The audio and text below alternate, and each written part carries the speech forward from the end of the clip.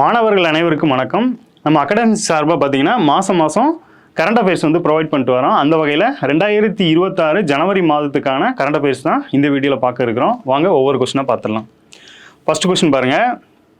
Nisar, NASA, LUPEX, JAXA, TRISHNA, CNES, PROBA, ESA அப்படின்னு சொல்லி ஒரு 4 பொறுத்துக்கு மாதிரி கொடுத்துருக்காங்க. இந்த மாதிரி கேள்வியெல்லாம் கேட்பாங்களா அப்படின்னா லாஸ்ட் டைம் என்ன கேட்டிருக்காங்க அப்படின்னு பாருங்கள்.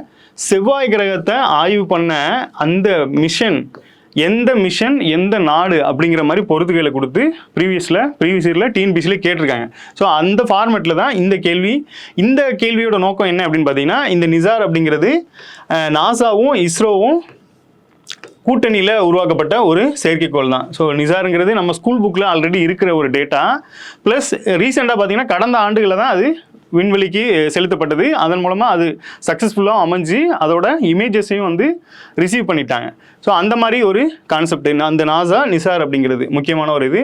அடுத்து லூபெக்ஸ் அப்படிங்கிறது இது வந்து ஜாக்ஸா அப்படிங்கிறது யார் அப்படின்னு பார்த்தீங்கன்னா ஜாப்பனீஸோட ஸ்பேஸ் ஏஜென்சி தான் இந்த ஜாக்ஸா அப்படிங்கிறது. அதோட இதுதான் இந்த லூபெக்ஸ் அப்படிங்கிறது. லூபெக்ஸ் அப்படின்னா இந்த நிலவு சார்ந்து பண்ணக்கூடிய ஆய்வு பேர் தான் இந்த லூபெக்ஸ் அப்படிங்கிறது. அப்புறம் ட்ரிஷ்னா அப்படிங்கிறது இந்த சிஎன்இஎஸ் அப்படிங்கிறது என்ன அப்படின்னு பார்த்தீங்கன்னா பிரான்ஸோட ஒரு நிறுவனம், பிரான்ஸோட ஒரு விண்வெளி நிறுவனம் தான் இந்த சிஎன்இஎஸ் அப்படிங்கிறது. அடுத்து இஎஸ்ஏ தெரியும், யூரோப்பியன் ஸ்பேஸ் ஏஜென்சி, அதுதான் இஎஸ்ஏ அப்படிங்கிறது. ஸோ இவங்களோட இதுதான் இந்த ப்ரோபா அப்படிங்கிறது. ஸோ இதெல்லாம் தனியாகவும் பண்ணியிருக்கலாம், இஸ்ரோவோட கூட்டணியோடையும் பண்ணியிருக்கலாம் அப்படிங்கிறது தான் இதோட நோக்கம். ஸோ இது நானுமே கரெக்டாக தான் இருக்குது. ஸோ இந்த மாதிரிலாம் கேட்டிருக்காங்க அப்படிங்கிறது தான் இந்த கேள்வியோட வெளிப்பாடு. அடுத்ததாக பாருங்கள், இந்தியாவில் வடிவமைப்பு சார்ந்த ஊக்கத்தொகை திட்டத்தை எந்த அமைச்சகம் வந்து செயல்படுத்திக்கிறது அப்படின்னு சொல்லி கொடுத்துருக்காங்க. So ministry of electronics and information டெக்னாலஜின்னு கொடுத்துருக்காங்க. இது போக ஸ்கில் டெவலப்மெண்ட் டிபார்ட்மெண்ட்னு ஒன்று இருக்கும், ஸ்கில் டெவலப்மெண்ட் டிபார்ட்மெண்ட் அப்படின்னு ஒன்று இருக்கும். ஸோ அதையும் ஆட் பண்ணிக்கோங்க. திறன் மேம்பாடு மற்றும் வளர்ச்சி அப்படின்னு ஒரு துறையும் இருக்குது. ஸோ அந்த துறையும் சேர்ந்து இந்த வடிவமைப்பு சார்ந்த ஊக்கத்தொகை திட்டத்தை செயல்படுத்திட்டு வராங்க. இந்த மாதிரி கேள்விகள்லாம் எப்படி கேட்டிருக்காங்க அப்படின்னா, லாஸ்ட்டாக வந்து ஒரு செயலியோட பெயரை கொடுத்துட்டு இந்த செயலியை எந்த மினிஸ்ட்ரி உருவாக்கியிருக்காங்க, அதை வந்து எந்த மினிஸ்ட்ரி வெளியிட்டாங்க அப்படிங்கிற மாதிரிலாம் கேட்டிருக்காங்க. ஸோ அதனால் அது சார்ந்த கேள்விகளும் இருக்குது. அடுத்ததாக பாருங்கள், பிஎஸ்எல்வி C62 ராக்கெட் EOS-N1 செயற்கைக்கோளை எந்த தேதியில் விண்ணில் செலுத்தும் அப்படின்னு சொல்லி கேட்டிருக்காங்க. இது நல்லா பார்த்தீங்கன்னா இது ஜனவரி மந்த்து கரண்ட் அஃபேர்ஸ் தான். ஜனவரி மந்த்து ஸ்டார்டிங்லேயே நம்ம எடுத்திருப்போம். ஆக்சுவலி அது வந்து ஜனவரி 12ஆம் தேதி தான் விண்ணில் ஏவராக இருந்திருக்கும். இது அதுக்கு முன்னாடி வந்த நியூஸ் அப்படிங்கிறதுனால ஸோ ப்ரீவியஸ்லேயே எடுக்கப்பட்டது. அப்போது இந்த டேட்டில் தான் இது போயிருக்கும். இப்போ தற்போதைய நிலைமைக்கு இது வந்து இந்த மிஷன் வந்து ஃபெயில்டு ஆயிடுச்சு. ஸோ அதையுமே கொஸ்டினாக வச்சுருக்காங்க. இருந்தாலும் இந்த C62 அப்படிங்கிறது இந்த EOS-N1 அப்படிங்கிற செயற்கைக்கோளை தான் விண்ணில் எடுத்துகிட்டு போச்சு. ஸோ அந்த வகையில் அந்த டேட்டை தான் கொஸ்டினாக கேட்டிருக்காங்க. நமக்கு லாஸ்ட்டாக பார்த்துருப்பீங்க ப்ரீவியஸ் இயரில் குரூப் 4ல் வந்து அந்த 100வது ராக்கெட்டு வந்து கடந்த ஆண்டோட மொதல் ராக்கெட்டாக இருந்திருக்கும். அந்த ராக்கெட்டோட டேட்டை தான் நம்மளுக்கு கொஸ்டினாக வச்சுருந்தாங்க.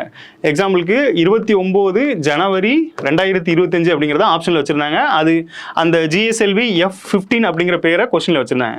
ஸோ இந்த மாதிரிலாம் கேட்டிருக்காங்க அப்படிங்கிறதுனால அதை பேஸ் பண்ணி தான் இந்த கொஸ்டின். இதுவும் இந்த வருஷத்தோட முதல் ராக்கெட் அப்படிங்கிறதுனால அதிமுக்கியத்துவமாக பேசப்படுது.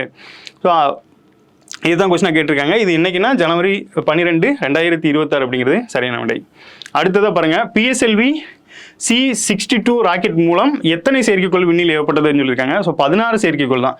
இந்த EOS-N1 அப்படிங்கிறது இது ஒரு முக்கியமான இது. அது போக 15 செயற்கைக்கோள் வந்து இந்த இதில் இருந்திருக்கும். ஸோ 16 அப்படிங்கிறது தான் சரியான விடை, 19 கிடையாது.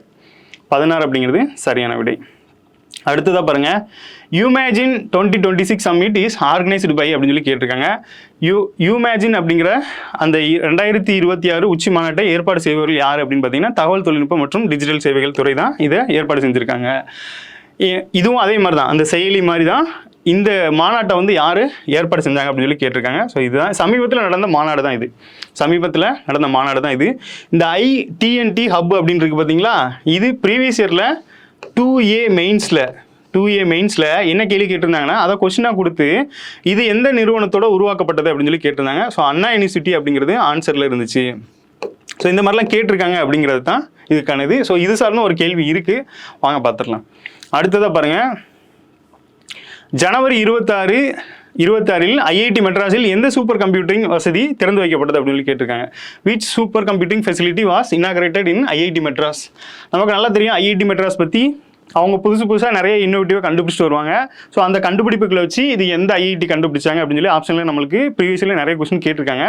அந்த வகையில் இந்த சூப்பர் கம்ப்யூட்டிங் வந்து எந்த நிறுவனத்தோட ஐஐடின்னு கொஸ்டினில் கொடுத்துட்டு அதுக்கு பேர் என்னன்னு கேட்டிருக்காங்க. ஸோ பரம் சக்தி அப்படிங்கிறது. இன்னொன்று மத்திய லெவலில் ஒன்று கண்டுபிடிச்சிருப்பாங்க. அதையும் இதே மாதிரி தான், அந்த பரம் அப்படிங்கிற மாதிரி தான் வரும். ஸோ இதுவும் பரம் சக்தி அப்படிங்கிறது தான் கொடுத்துருக்காங்க. ஸோ ஐஐடி சார்பாக கண்டுபிடிக்கப்பட்ட இந்த சூப்பர் கம்ப்யூட்டரோட பேர் தான் இந்த பரம் சக்தி. இந்த சூப்பர் கம்ப்யூட்டரு, குவாண்டம் கம்ப்யூட்டரு இதெல்லாம் வந்துச்சுன்னா கொஞ்சம் பார்த்து வச்சுக்கோங்க. ஏன்னா சமீபத்தில் பார்த்தீங்கன்னா சூப்பர் கம்ப்யூட்டர், குவாண்டம் கம்ப்யூட்டர்லாம் ரிலேட்டடாக கேட்டுட்டு இருக்காங்க. இந்த குவாண்டம் அப்படின்னு பார்க்கும்போது இந்த குவாண்டம் சயின்ஸ் ஃபிசிக்ஸில் இந்த குவாண்டமுக்கு தான் பார்த்தீங்கன்னா நோபல் பிரைஸே கிடச்சிருக்கு. அப்போ தற்போத டெக்னாலஜியில் வளர்ந்துட்டு வர்றது, அப்புறம் ஃபியூச்சர் டெக்னாலஜி அப்படிங்கிற மாதிரி கான்செப்டில் கேள்விகள் எழுப்பணும்னா இந்த மாதிரி கூட எழுப்பலாம் அப்படிங்கிறது தான். ஸோ சூப்பர் கம்ப்யூட்டிங், குவாண்டம் கம்ப்யூட்டிங்லாம் பார்த்து வச்சுக்கோங்க. அடுத்ததாக பாருங்கள், இஸ்ரோ வந்து ஜனவரி 12, 2026 அன்று PSLV C62 ராக்கெட்டை ஏவ உள்ளது அப்படின்னு சொல்லி கொடுத்துட்டாங்க. இது DRDOவால் உருவாக்கப்பட்ட EOS N1 அப்படிங்கிற செயற்கைக்கோளுடன் மேலும் 15 பிற செயற்கைக்கோளையும் சுமந்து செல்லும் அப்படின்னு சொல்லிட்டாங்க. இப்போ இந்த EOS N1 அப்படிங்கிறது இந்த ராக்கெட்டை பொறுத்தளவில் முக்கியமான ஒரு செயற்கைக்கோள். ஏன்? DRDOவால் இது உருவாக்கப்பட்டிருக்கு. சமீபத்தில் பார்த்துருப்பீங்க, இந்த பஹல்காம் தாக்குதல் நடந்திருக்கும். அதுக்கு இந்தியா பதிலடியாக கொடுத்தது தான் இந்த ஆப்ரேஷன் சிந்தூர் அப்படிங்கிறது. இந்த ஆப்ரேஷன் சிந்தூரில் பார்த்தீங்கன்னா இந்த DRDO அவங்களோட பங்களிப்பு, அப்புறம் வந்து நம்ம சேட்டலைட்டோட பங்களிப்பும் அதிகமாக இருந்திருக்கும். இந்த GPS மூலமாக அந்த மாதிரிலாம் இருந்ததுனால, டெக்னாலஜி வந்து நம்மகிட்ட நிறைய இருந்ததுனால அவங்கள நம்ம ஈஸியாக தாக்க முடிஞ்சிச்சு. அந்த மாதிரி ஒரு பர்பஸ்க்காக தான் இந்த DRDOவால் அனுப்பப்பட்டிருக்கு இந்த EOS அப்படிங்கிறது. லாஸ்ட்டாக கார்கில்லே பார்த்தீங்க அப்படின்னா, கார்கில்ல அந்த சிக்னல்ஸ் இல்லாமல் தான் நிறைய வீரர்களை நம்ம இழந்திருப்போம். அந்த மாதிரி இல்லாமல் இப்போ தற்போது வந்து விஞ்ஞான வளர்ச்சி வளர்ந்துட்டு இருக்கு அப்படிங்கிறது தான் இதன் மூலமாக காட்ட வராங்க. ஆக்சுவலி இந்த மிஷன் வந்து ஃபெயில்டாக இருந்தாலும் அதில் உருவாக்கப்பட்ட அந்த செயற்கைக்கோள் வந்து முக்கியமான செயற்கைக்கோளாக பார்க்கப்படுது. இரண்டும் சரிதான். அடுத்ததாக பாருங்க, இந்தியாவின் முதல் குவாண்டம் கம்ப்யூட்டிங் கிராமம் எங்கே அமையப்பட உள்ளது அப்படின்னு சொல்லி கேட்டிருக்காங்க. India's first quantum computing village will be set up in அப்படின்னு சொல்லி கேட்டாங்க. என்னன்னா அமராவதியில் தான். அமராவதி எங்கே இருக்குது அப்படின்னு பார்த்தீங்கன்னா ஆந்திர பிரதேசோட முக்கியமான பகுதி. ஸோ அங்கே 3 தலைநகர் வச்சுருப்பாங்க. அதில் ஒன்று தான் இந்த அமராவதி அப்படிங்கிறது. இந்த அமராவதியில் தான் பார்த்தீங்கன்னா இந்தியாவோட முதல் குவாண்டம் கம்ப்யூட்டிங் கிராமம் அது வந்து அங்கே அமைய இருக்கு. இதில் வந்து யாரெல்லாம் பங்கு கொள்கிற அப்படின்னு பார்த்தீங்கன்னா TCS, அப்புறம் வந்து IBM, அப்புறம் வந்து L&T, இந்த நிறுவனங்கள் எல்லாம் பார்த்தீங்கன்னா அந்த குவாண்டம் கம்ப்யூட்டிங் பர்பஸில் வந்து இணைய இருக்கிறாங்க. ஸோ இவங்கெல்லாம் சேர்ந்து தான் இந்த குவாண்டம் கம்ப்யூட்டிங் கிராமத்தை உருவாக்க இருக்கிறாங்க. இது இந்தியாவிலே முதன்முறையாக இருக்கிறதுனால முக்கியத்துவம் பெறுது. அமராவதி எங்கே இருக்குது அப்படின்னு பார்த்தீங்கன்னா ஆந்திர பிரதேசில் இருக்குது. அடுத்ததாக பாருங்க, செமிகண்டக்டர்கள், முக்கிய கனிமங்கள் மற்றும் செயற்கை நுண்ணறிவு ஆகியவற்றில் ஒத்துழைப்பை மேம்படுத்துவதற்காக பாக்ஸ் சிலிக்கா அப்படிங்கிற முன்மொழிந்த நாடு எது அப்படின்னு சொல்லி கேட்டிருக்காங்க. சமீபத்தில் செய்தித்தாளெல்லாம் பார்த்துருப்பீங்க, இந்த செமிகண்டக்டர் முக்கிய கனிமங்களுக்காக நிறைய அரசியல் செயல்பாடுகள் நடந்துட்டு இருக்கு. அந்த வகையில் ஒன்று தான் இந்த கிரீன்லாந்தை அமெரிக்கா கைப்பற்றும் விதமாக நிறைய முன்முயற்சிகள் எடுத்தாங்க. ஆனால் தோல்வியில் முடிஞ்சது. அது ஏன் அப்படின்னு பார்த்தீங்கன்னா, இந்த செமிகண்டக்டர்லாம் பார்த்தீங்கன்னா நிறைய இந்த எலக்ட்ரானிக் டிவைஸில் தான் செமிகண்டக்டர் தான் முக்கிய பங்காற்றுறது.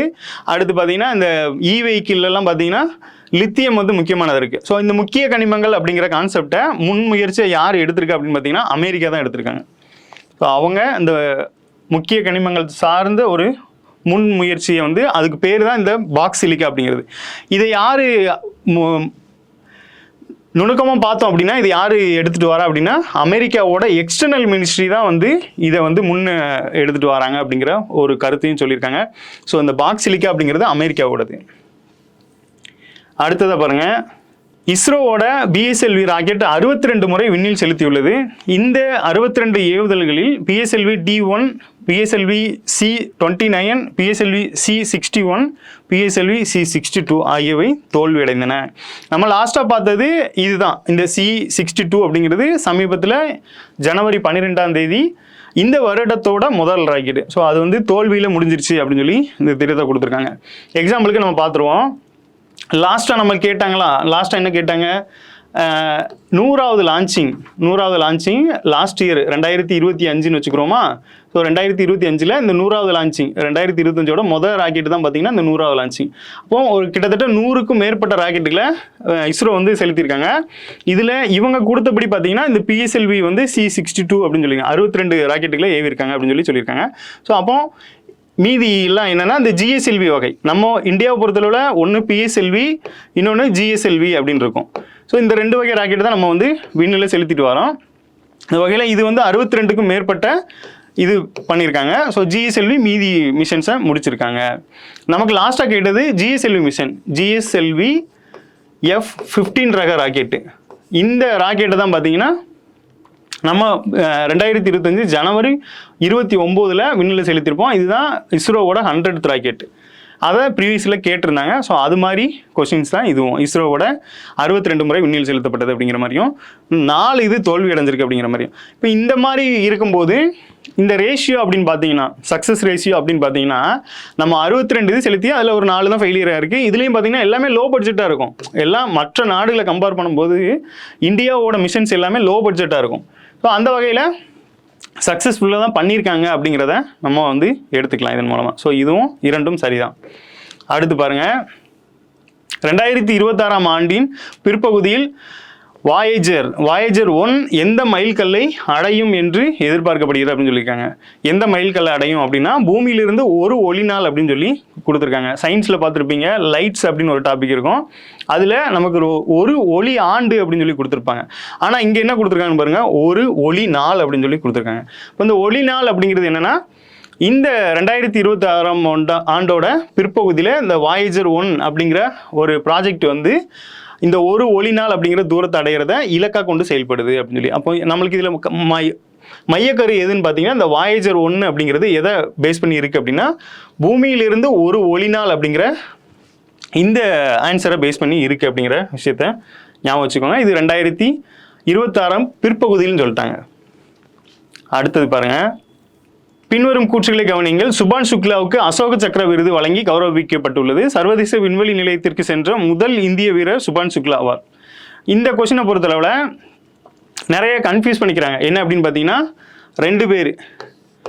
முதல்ல இந்தியா சார்பாக விண்வெளிக்கு சென்றவர். விண்வெளி அப்படிங்கிறது அந்த ஸ்பேஸில் வந்து விண்வெளியில் அப்படியே ஒரு 400 கிலோமீட்டர் 500 கிலோமீட்டர் விண்வெளியில் இருந்துட்டு அப்படியே ரிட்டர்ன் வந்துடுவாங்க. ஆனால் சுபான் சுக்லா போனது எங்கே அப்படின்னா, இந்த விண்வெளியிலேயே உள்ள ISS அப்படின்னு சொல்லப்படுற அந்த விண்வெளி நிலையத்திலேயே இருந்துட்டு வந்திருக்காங்க, இருந்து ஆய்வு பண்ணிட்டு வந்திருக்காங்க. ஸோ அப்போ 2 விதமாக பார்க்கணும். விண்வெளிக்கு சென்ற முதல் வீரர் யார் அப்படின்னு கேட்பாங்க. அவங்க இந்தியாவை பூர்வமாக கொண்ட ராகேஷ் சர்மா அப்படிங்கிறவர் 1984 முதல் முறையாக போயிருப்பாங்க. இப்போ விண்வெளி நிலையத்திற்கு சென்றவர் யார் அப்படின்னு கேட்டால் தான் இந்த சுபான் சுக்லாவை போடணும்.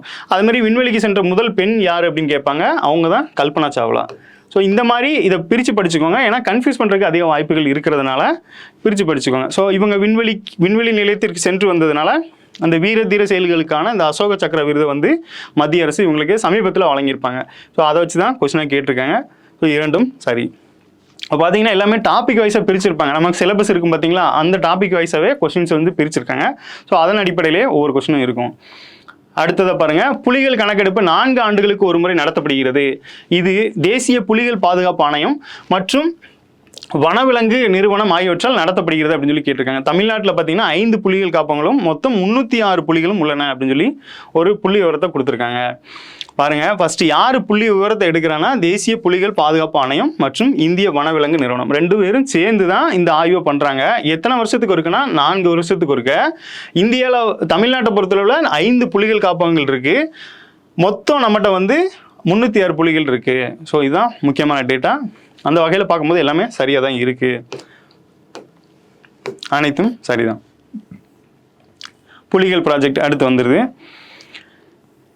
இந்த புலிகளை இது பண்ணும்போது நம்மளுக்கு வனச்சட்டம் வந்து 1972 வந்திருக்கும். அதுக்கு அடுத்தாப்புலேயே பார்த்தீங்கன்னா இந்த புலி திட்டம் அப்படிங்கிறத கொண்டு வந்திருப்பாங்க. ஸோ புலிகளை பாதுகாக்க வேண்டியும் அதோட இனத்தை வந்து பெருக்க வேண்டியும் இந்த புலிகள் பாதுகாப்பு திட்டம் கொண்டு வந்திருப்பாங்க 1973. இந்த தேசிய புலி பாதுகாப்பு ஆணையம் 2005 நிறுவியிருக்காங்க. ஸோ இந்த திட்டம் தொடங்கினதோட பிற்பாடு இந்த 2005 தேசிய புலி பாதுகாப்பு ஆணையம் உருவாக்கியிருக்காங்க.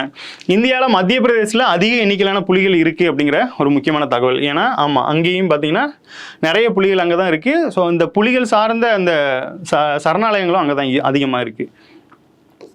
அனைத்தும் சரிதான்.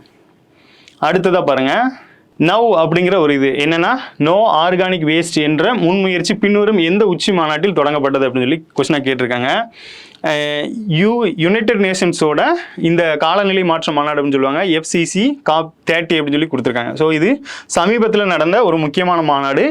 ஸோ அதில் தான் என்ன சொல்லியிருக்காங்க அப்படின்னு பார்த்துருங்க, நோ ஆர்கானிக் வேஸ்ட் அப்படிங்கிற ஒரு கருப்பொருளை சொல்லியிருக்காங்க. இந்த ஒரு முன்முயற்சி எடுத்திருக்காங்க.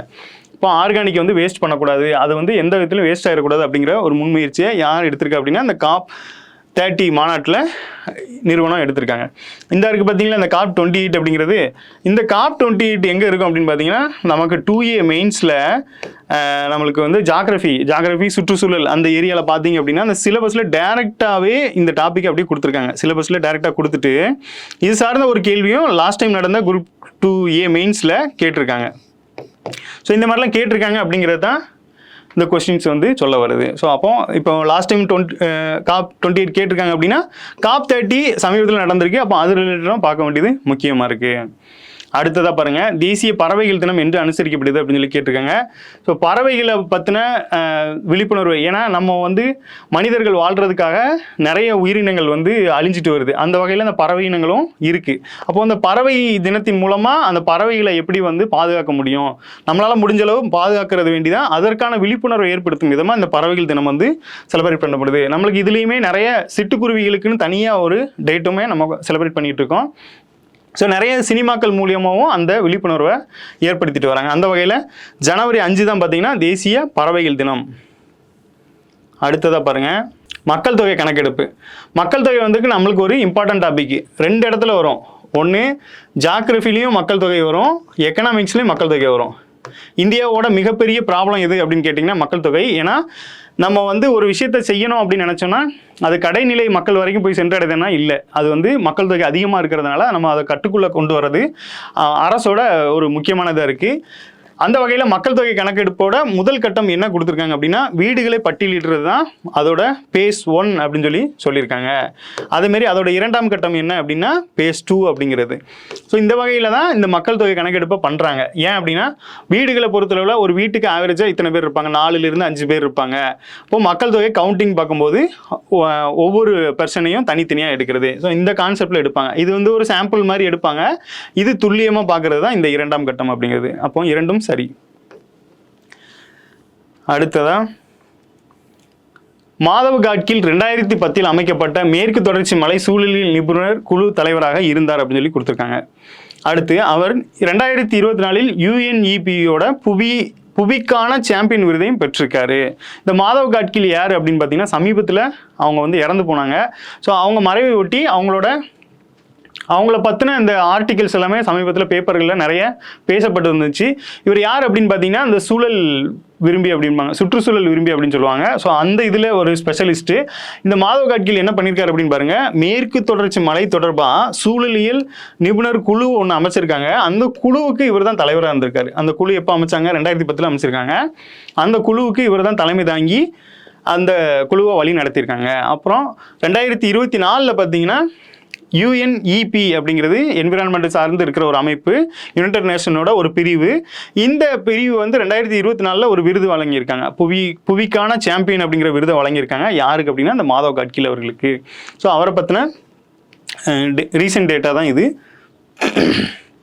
அடுத்ததாக பாருங்கள், சமீபத்தில் புவிசார் குறியீடு பெற்ற நாகௌரி அந்தஸ் அஸ்வகந்தா அப்படிங்கிற அந்த ஒரு பொருள் வந்து எந்த மாநிலத்தை சார்ந்தது அப்படின்னு சொல்லி கேட்டிருக்காங்க.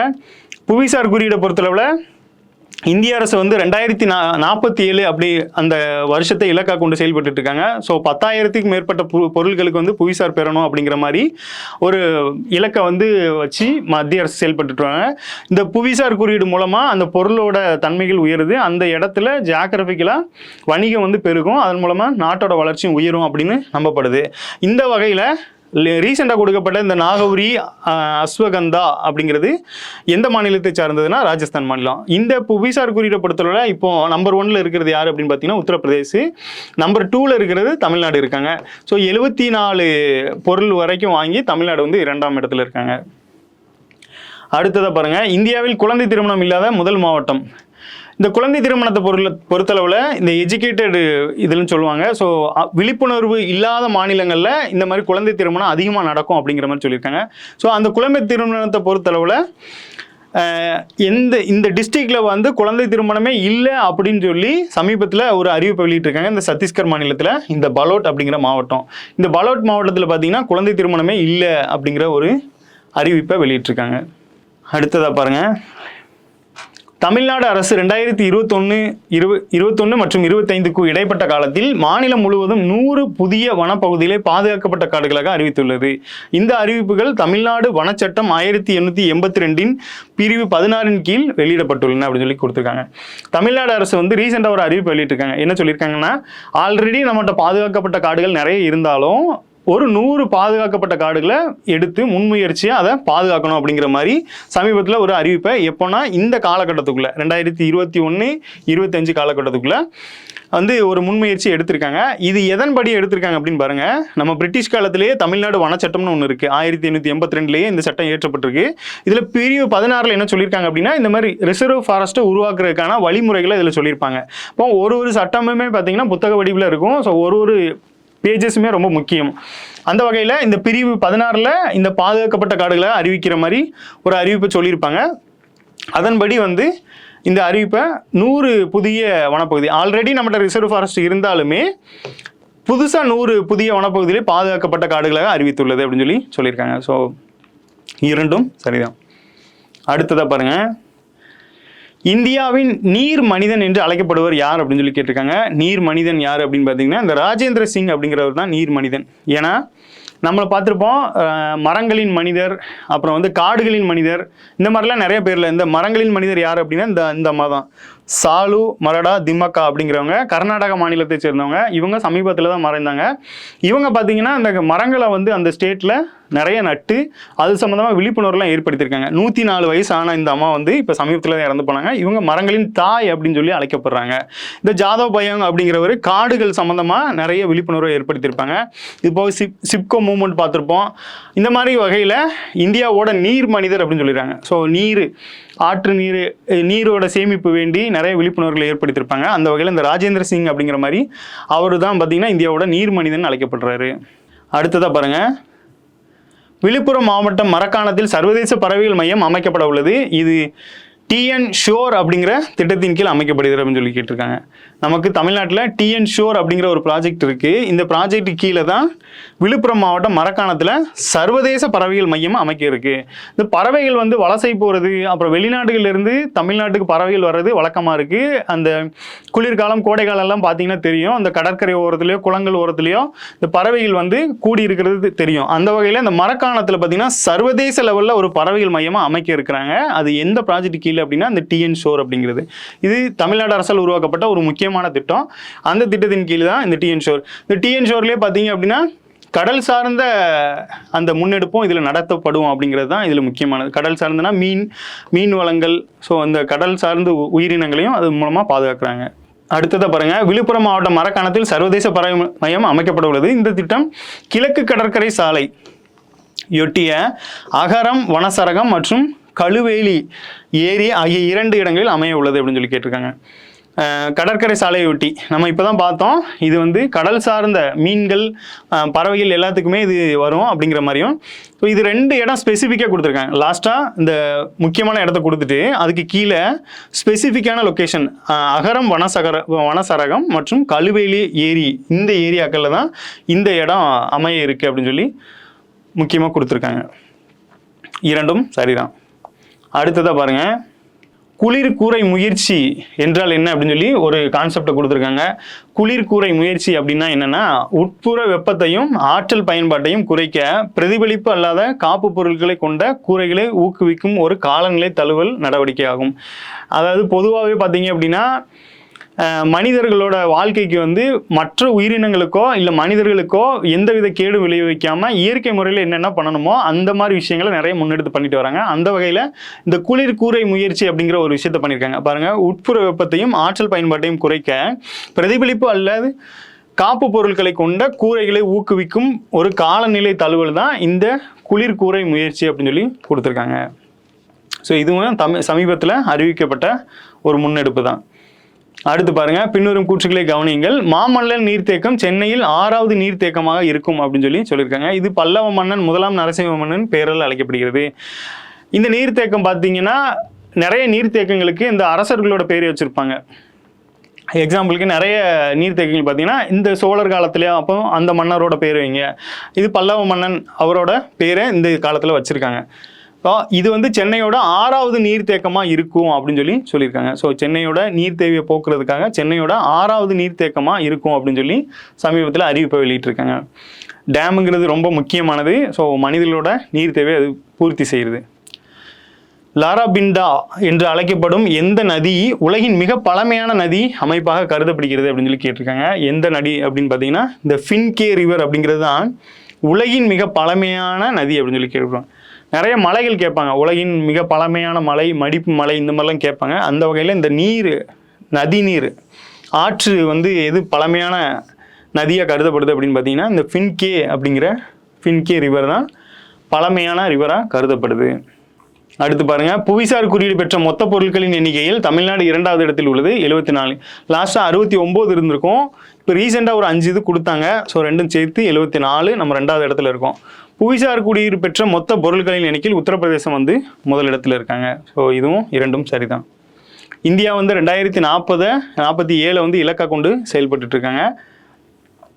அடுத்து பாருங்க, தமிழ்நாடு ராப்டர்களுக்கு ஒரு குறிப்பிடத்தக்க வாழ்விடம் ஆகும். இதில் 65க்கும் மேற்பட்ட ராப்டர் இனங்கள் உள்ளன. ராப்டர் இனங்கள் முக்கிய இனங்கள் மற்றும் பல்வேறு சுற்றுச்சூழல் அமைப்பு சேவைகளை வழங்குகின்றன மற்றும் சுற்றுச்சூழல் ஆரோக்கியத்தின் உயிரியல் குறிகாட்டிகளாக கருதப்படுகின்றன. இந்த ராப்டர் அப்படிங்கிறது ஒரு உயிரினம். இந்த உயிரினங்களுக்கு வந்து தமிழ்நாடு ஒரு குறிப்பிடத்தக்க வாழ்விடமாக இருக்குது. ஏன்னா அதற்கான சூழல்கள் வந்து தமிழ்நாட்டில் இருக்குது அப்படிங்கிற மாதிரி கொடுத்துருக்காங்க. இது வந்து முக்கிய இனங்கள் மற்றும் பல்வேறு சுற்றுச்சூழல் அமைப்பு சேவைகளை வழங்குகின்றன. இந்த இனங்கள் மூலமாக நம்மளுக்கு சுற்றுச்சூழல் அமைப்பு கிடைக்கிது அப்படிங்கிற மாதிரி சொல்லியிருக்காங்க. ஸோ இதுவும் இரண்டும் சரி. இது இந்த காடுகள் பாதுகாப்பு, இந்த வன உயிரி சார்ந்து இருக்கிறதுனால இந்த மாதிரி கேட்டிருக்காங்க. அடுத்து பாருங்க, வேட்டையாடும் பறவைகளின் முதல் மாநில அளவிலான மதிப்பீடு மேம்பட்ட வனவிலங்கு பாதுகாப்பு நிறுவனத்தால் மேற்கொள்ளப்படும் அப்படின்னு கேட்டிருக்காங்க. அடுத்து, உலகளவில் வேட்டையாடும் பறவைகளின் எண்ணிக்கை குறைவது, மகரந்த சேர்க்கை விதை பரவல், பிணம் தின்னும் செயல்பாடு மற்றும் இரையை வேட்டையாடுதல் உள்ளிட்ட அவற்றின் சுற்றுச்சூழல் பணிகளை இது தடுக்கிறது. அதாவது ஒரு முன்னெடுப்பு எடுக்கிறாங்க, அதன் மூலமாக இதெல்லாம் தவிர்க்கலாம் அப்படிங்கிற மாதிரி சொல்கிறாங்க. என்ன பண்ணுறாங்க, வேட்டையாடும் பறவைகளின் முதல் மாநில அளவிலான மதிப்பீடு மேம்பாடு வனவிலங்கு பாதுகாப்பு நிறுவனத்தால் மேற்கொள்ளப்பட்டிருக்கு. ஸோ இந்த மாதிரி ஒரு மதிப்பீடு எடுத்திருக்காங்க. என்ன, வேட்டையாடும் பறவைகளின் முதல் மாநில அளவிலான ஒரு மதிப்பீடு. இந்த மதிப்பீடு எடுக்கிறது மூலமாக வேட்டையாடும் பறவைகளின் எண்ணிக்கை குறைவது, மகரந்த சேர்க்கை விதை பரவல், பிணம் தின்னு செயல்பாடு, இரையை வேட்டையாடுதல் இதெல்லாம் குறைக்கலாம் அப்படிங்கிற மாதிரி சொல்லியிருக்காங்க. இதுவும் இரண்டும் சரிதான். அடுத்ததாக பாருங்கள், 2027ஆம் ஆண்டு மக்கள் தொகை கணக்கெடுப்பு எந்த அமைச்சகத்தால் நடத்தப்படுகிறது அப்படின்னு கேட்டிருக்காங்க. Ministry of home affairs. நமக்கு மக்கள் தொகை கணக்கெடுப்பு பொறுத்தவரை கடைசியாக 2011 தான் கடைசி புள்ளிவரமாக இருந்திருக்கும். அதுக்கப்புறம் சாம்பிள் ரிஜிஸ்ட்ரேஷன் SRS அப்படிங்கிற மாதிரி எடுத்திருப்பாங்க. ஸோ இப்போ தற்போது பார்த்தீங்கன்னா இந்த உள்துறை அமைச்சகம் தான் இதை பண்ண இருக்காங்க அப்படின்னு தகவலை கொடுத்துருக்காங்க. அடுத்ததாக பாருங்கள், இந்திய அரசு நாட்டில் எந்த நாளை தேசிய சுற்றுலா தினமாக அனுசரிக்கப்படும் என அறிவித்துள்ளது அப்படின்னு கொடுத்துருக்காங்க. எந்த நாளை அப்படின்னா சுற்றுலா தினமாக அனுசரிக்கப்படும் அப்படின்னு கொடுத்துருக்காங்க. ஜனவரி 25 தான். இந்த ஜனவரி 25 தான் பார்த்தோன்னா நமக்கு ஆல்ரெடி ஓட்டர்ஸ் டேவும் வரும். இந்த ஓட்டர்ஸ் டேவும் இதே டேட்டில் தான் வருது. இந்த சுற்றுலா தினம், சுற்றுலாங்கிறது நமக்கு ப்ரீவியஸில் எப்படி கேட்டிருக்காங்க அப்படின்னு பார்த்தீங்கன்னா, சுற்றுலாங்கிறது ஒரு மறைமுக ஏற்றுமதினும், அந்த மறைமுக ஏற்றுமதி மூலமாக இந்தியாவுக்கு வந்து வெளிநாட்டு அந்நிய செலாவணிலாம் கிடைக்கிது. ஸோ அதன் மூலமாக அந்த இடத்துல வந்து வணிகம் கொஞ்சம் க்ரோத் ஆகுது அப்படிங்கிற மாதிரி ஒரு கான்செப்ட் வந்து நம்ம ப்ரீவியஸில் 2019 நடந்த குரூப் 4 இந்த மாதிரி கேட்டிருக்காங்க. அப்போ இந்திய அரசு நாட்டில் எந்த நாளை சுற்றுலா தினமாக அனுசரிக்கப்படுகிறது, அப்போ சுற்றுலாவை எப்படி மேம்படுத்தலாம், பக்கத்து ஸ்டேட்டுகளுக்கு வந்து போட்டி மனப்பான்மையை உருவாக்கி அதன் மூலமாக எப்படி அதை டெவலப் பண்ணலாம் அப்படிங்கிற முன்முயற்சியை வந்து அரசு எடுத்துகிட்டு வராங்க. அடுத்து பாருங்கள், சென்னையோட 6வது நீர்த்தேக்கத்திற்கு யாரோட பெயர் சூட்டப்பட்டது அப்படின்னு கேட்டிருக்காங்க. யாரோட பேர் அப்படின்னா மாமல்லன் அந்த நரசிம்மவர்மன் 1 அப்படிங்கிறது தான் அவரோட பேர் தான் இந்த 6வது நீர்த்தேக்கத்திற்கு வந்து அரசு சூட்டியிருக்காங்க. அடுத்து பாருங்க, தமிழ்நாட்டின் முதல் காலநிலை தாங்கும் கிராமம் எது அப்படின்னு பார்த்தீங்கன்னா இந்த கிள்ளை அப்படிங்கிறது தான். தமிழ்நாட்டோட முதல் காலநிலை தாங்கும் கிராமம் எதுனா கிள்ளை. அடுத்து பாருங்க, பின்வரும் கூற்றுகளை கவனிங்கள். தியோசபிக்கல் சொசைட்டி 1875ஆம் ஆண்டு நியூயார்க்கில் நிறுவப்பட்டது. அதன் தலைமையகம் 1882இல் அடையாருக்கு மாற்றப்பட்டது. இது ஐஎன்எம்ல ஒரு முக்கியமான டாபிக். அந்த வகையில் இந்த சொசைட்டி உருவாக்கப்பட்டது எப்படின்னா 1875. இது பின்னால் ஒரு 7 வருஷம் கழிச்சு வந்து தலைமையகத்தை எங்கன்னா சென்னை அடையாருக்கு மாற்றிருப்பாங்க. ஒரு முக்கியமான டேட்டா. இரண்டும் சரி. அடுத்து பாருங்க, ஜம்புதீவு பிரகடனம். ஜம்புதீவு பிரகடனம் வந்து எப்போ வெளியிடப்பட்டது அப்படின்னு சொல்லி கேட்டிருக்காங்க. ஜூன் 16, 1801 அப்படிங்கிறது. இது இந்திய லெவலில் ஒரு முக்கியமானது. ஆங்கிலேயருக்கு எதிரான கிளர்ச்சி அப்படிங்கிற கான்செப்டில் பார்த்தீங்கன்னா இந்த ஜம்புதீவு பிரகடனம் வந்து முக்கியமானது. இது யாரால வெளியிடப்பட்டிருக்கும் அப்படின்னு பார்த்தீங்கன்னா மருது சகோதரர்களால் வெளியிடப்பட்டிருக்கும். இந்த ஜம்புதீவு அப்படிங்கிறதே இந்தியாவோட பேரை தான் ஜம்புதீவுன்னு சொல்கிறாங்க. ஸோ நம்ம இந்தியாவை துணை கண்டம்னும் பாரத், இந்தியா நிறைய பேரில் அழைக்கிறோம். அன்னைக்கு நிலைமைக்கு இந்த ஜம்புதீவு அப்படிங்கிறது இந்தியாவை குறிக்கும் விதமாக தான் இந்த பிரகடனம் வெளியிடப்பட்டிருக்கு. ஸோ தென்னிந்தியாவை பொறுத்தளவில் இது ஒரு முக்கியமான பிரகடனமாக இருக்குது. அது டேட்டு தான் கேட்டிருக்காங்க, ஜூன் 16, 1801. அடுத்து பாருங்கள், 1026ஆம் ஆண்டில் கஜினி முகமதுவால் சோமநாதர் கோயில் தாக்கப்பட்டது. சுதந்திரத்துக்கு பிறகு சோமநாதர் கோயிலை மீண்டும் கட்டியெழுப்ப சர்தார் வல்லபாய் படேல் முன்முயற்சி எடுத்தார் அப்படிங்கிற மாதிரி கொடுத்துருக்காங்க. 1026 கஜினி முகமது வந்து படையெடுத்திருப்பாரு. அவர் சோமநாதர் கோயிலை ஏன் தாக்குனார் அப்படின்னா அங்கே செல்வம் கொழிப்பாக இருந்திருக்கும். ஸோ செல்வத்தை சூறையாடுறதுக்கு தான் அவர் இந்த கோயிலே தாக்கியிருப்பார். பின்னால் அந்த கோயிலை வந்து சரி செய்கிற இதை வந்து முன்முயற்சியை யார் எடுத்தா அப்படின்னு பார்த்தீங்கன்னா வல்லபாய் படேல். ஏன்னா இந்த கோயில் எங்கே இருக்கும் அப்படின்னு பார்த்தீங்கன்னா குஜராத் மாநிலத்தை பூர்வீகமாக கொண்டு இருக்கும். ஸோ அந்த கோயிலை வந்து சர்தார் வல்லபாய் படேல் அவர்களும் குஜராத்தை பூர்வீகமாக கொண்டதுனால அந்த கோயிலை வந்து கட்டி எழுப்புறதுல முன்முயற்சி எடுத்திருக்காங்க. ஸோ இரண்டும் சரிதான். அடுத்தது பாருங்க, தஞ்சை மராட்டியர்களின் மராட்டிய ஆட்சியாளரான 2ஆம் சரபோஜி தன்வந்திரி மகாலை நிறுவினார். இது மூலிகை மருந்துகளை தயாரிப்பதற்கான ஒரு ஆராய்ச்சி மையமாக நிறுவப்பட்டது அப்படின்னு சொல்லி கேட்டிருப்பாங்க. ஸோ இந்த பேர் கேள்விப்பட்டிருப்பீங்க. வரலாற்று காலத்திலும் சரி, இந்த மராட்டியர் காலத்திலும் சரி, இப்பவும் சரி, இந்த பேர் வந்து முக்கியமானதாக இருக்குது. ஏன் அப்படின்னா இந்த வரலாற்று காலத்தில் பார்த்தீங்கன்னா இந்த தன்வந்திரி அப்படிங்கிறவர் சிறந்த அறுவை சிகிச்சை நிபுணராகவும் சிறந்த மருத்துவராகவும் விளங்கியிருப்பார். அதை பேஸ் பண்ணி தான் பார்த்தீங்கன்னா இந்த தஞ்சை மராட்டியர்கள் இந்த பேரில் ஒரு மகாலை உருவாக்கியிருக்காங்க. இந்த மகாலில் என்ன பண்ணியிருக்காங்க அப்படின்னா இந்த மூலிகை மருந்துகள் இங்கே தயாரிக்கப்பட்டிருக்கு. இப்போ வரைக்கும் பார்த்தீங்கன்னா இந்த தன்வந்திரிங்கிற பேரில் இன்னைக்கு வரைக்குமே ஹாஸ்பிட்டல்ஸ்லாம் நிறைய இயங்கிட்டு தான் வருது. ஸோ இதுதான் இந்த 3 காலத்தையும் இணைக்கும் விதமாக இந்த மாதிரி தொடர்பு படுத்தி படிச்சுக்கிட்டா ஈஸியாயிரும். இரண்டும் சரி. அடுத்ததாக பாருங்க, வஉசி அவர்கள் 1908ஆம் ஆண்டு மார்ச் 12ஆம் தேதி கைது செய்யப்பட்டு 1912ஆம் ஆண்டு டிசம்பர் 24ஆம் தேதி விடுவிக்கப்பட்டார் அப்படின்னு சொல்லி ஒரு தகவலை கொடுத்துருக்காங்க. அடுத்து 2வது என்ன கொடுத்துருக்காங்க பாருங்க, இந்த 4 ஆண்டுகளில் அவர் பாளையங்கோட்டை, கோயம்புத்தூர் மற்றும் கண்ணூர் ஆகிய சிறைகளில் அடைக்கப்பட்டிருந்தார் அப்படின்னு சொல்லி கொடுத்துருக்காங்க. பாருங்க, இந்த மார்ச் 1908 அந்த மில்லு தொழிலாளர்கள் வேலை நிறுத்தம், நிறைய நிறுத்தங்கள்லாம் போயிட்டு இருக்கோம். அந்த வகையில் இவரை வந்து மார்ச் 12 கைது செஞ்சுருக்காங்க. மார்ச் 12 கைது செஞ்சு 4 வருஷம் சிறையில் வச்சு 1912 டிசம்பர் 24 வெளியிட்டிருக்காங்க. இந்த 4 ஆண்டுகளில் அவர் வந்து 3 சிறைகளில் அடைக்கப்பட்டிருக்காரு. ஸோ ஒரே இதில் இருந்தால் அவங்களுக்குள்ள குழு உருவாகிடுவாங்க அப்படிங்கிறதுனால நான் 3 சிறைகளில் மாற்றிருக்காங்க. இந்த வகையில் பாளையங்கோட்டை சிறையில் முதல்ல அடைச்சிருப்பாங்க. பின்னால் கோயம்புத்தூர் இந்த கண்ணூருக்குலாம் போகும்போது தான் அங்கே தான் பார்த்தீங்கன்னா இந்த செக்கு வந்து இழுக்க வச்சுருப்பாங்க. ஸோ மாட்டை வச்சு இழுக்கிற இந்த செக்கை வந்து இழுக்க வச்சுருப்பாங்க. இன்றைக்குமே அது பார்வைக்கு வைக்கப்பட்டிருக்கு. இந்த செக்கு வந்து இன்றைக்குமே பார்வைக்கு வைக்கப்பட்டிருக்கு. இப்போ இரண்டும் சரிதான்.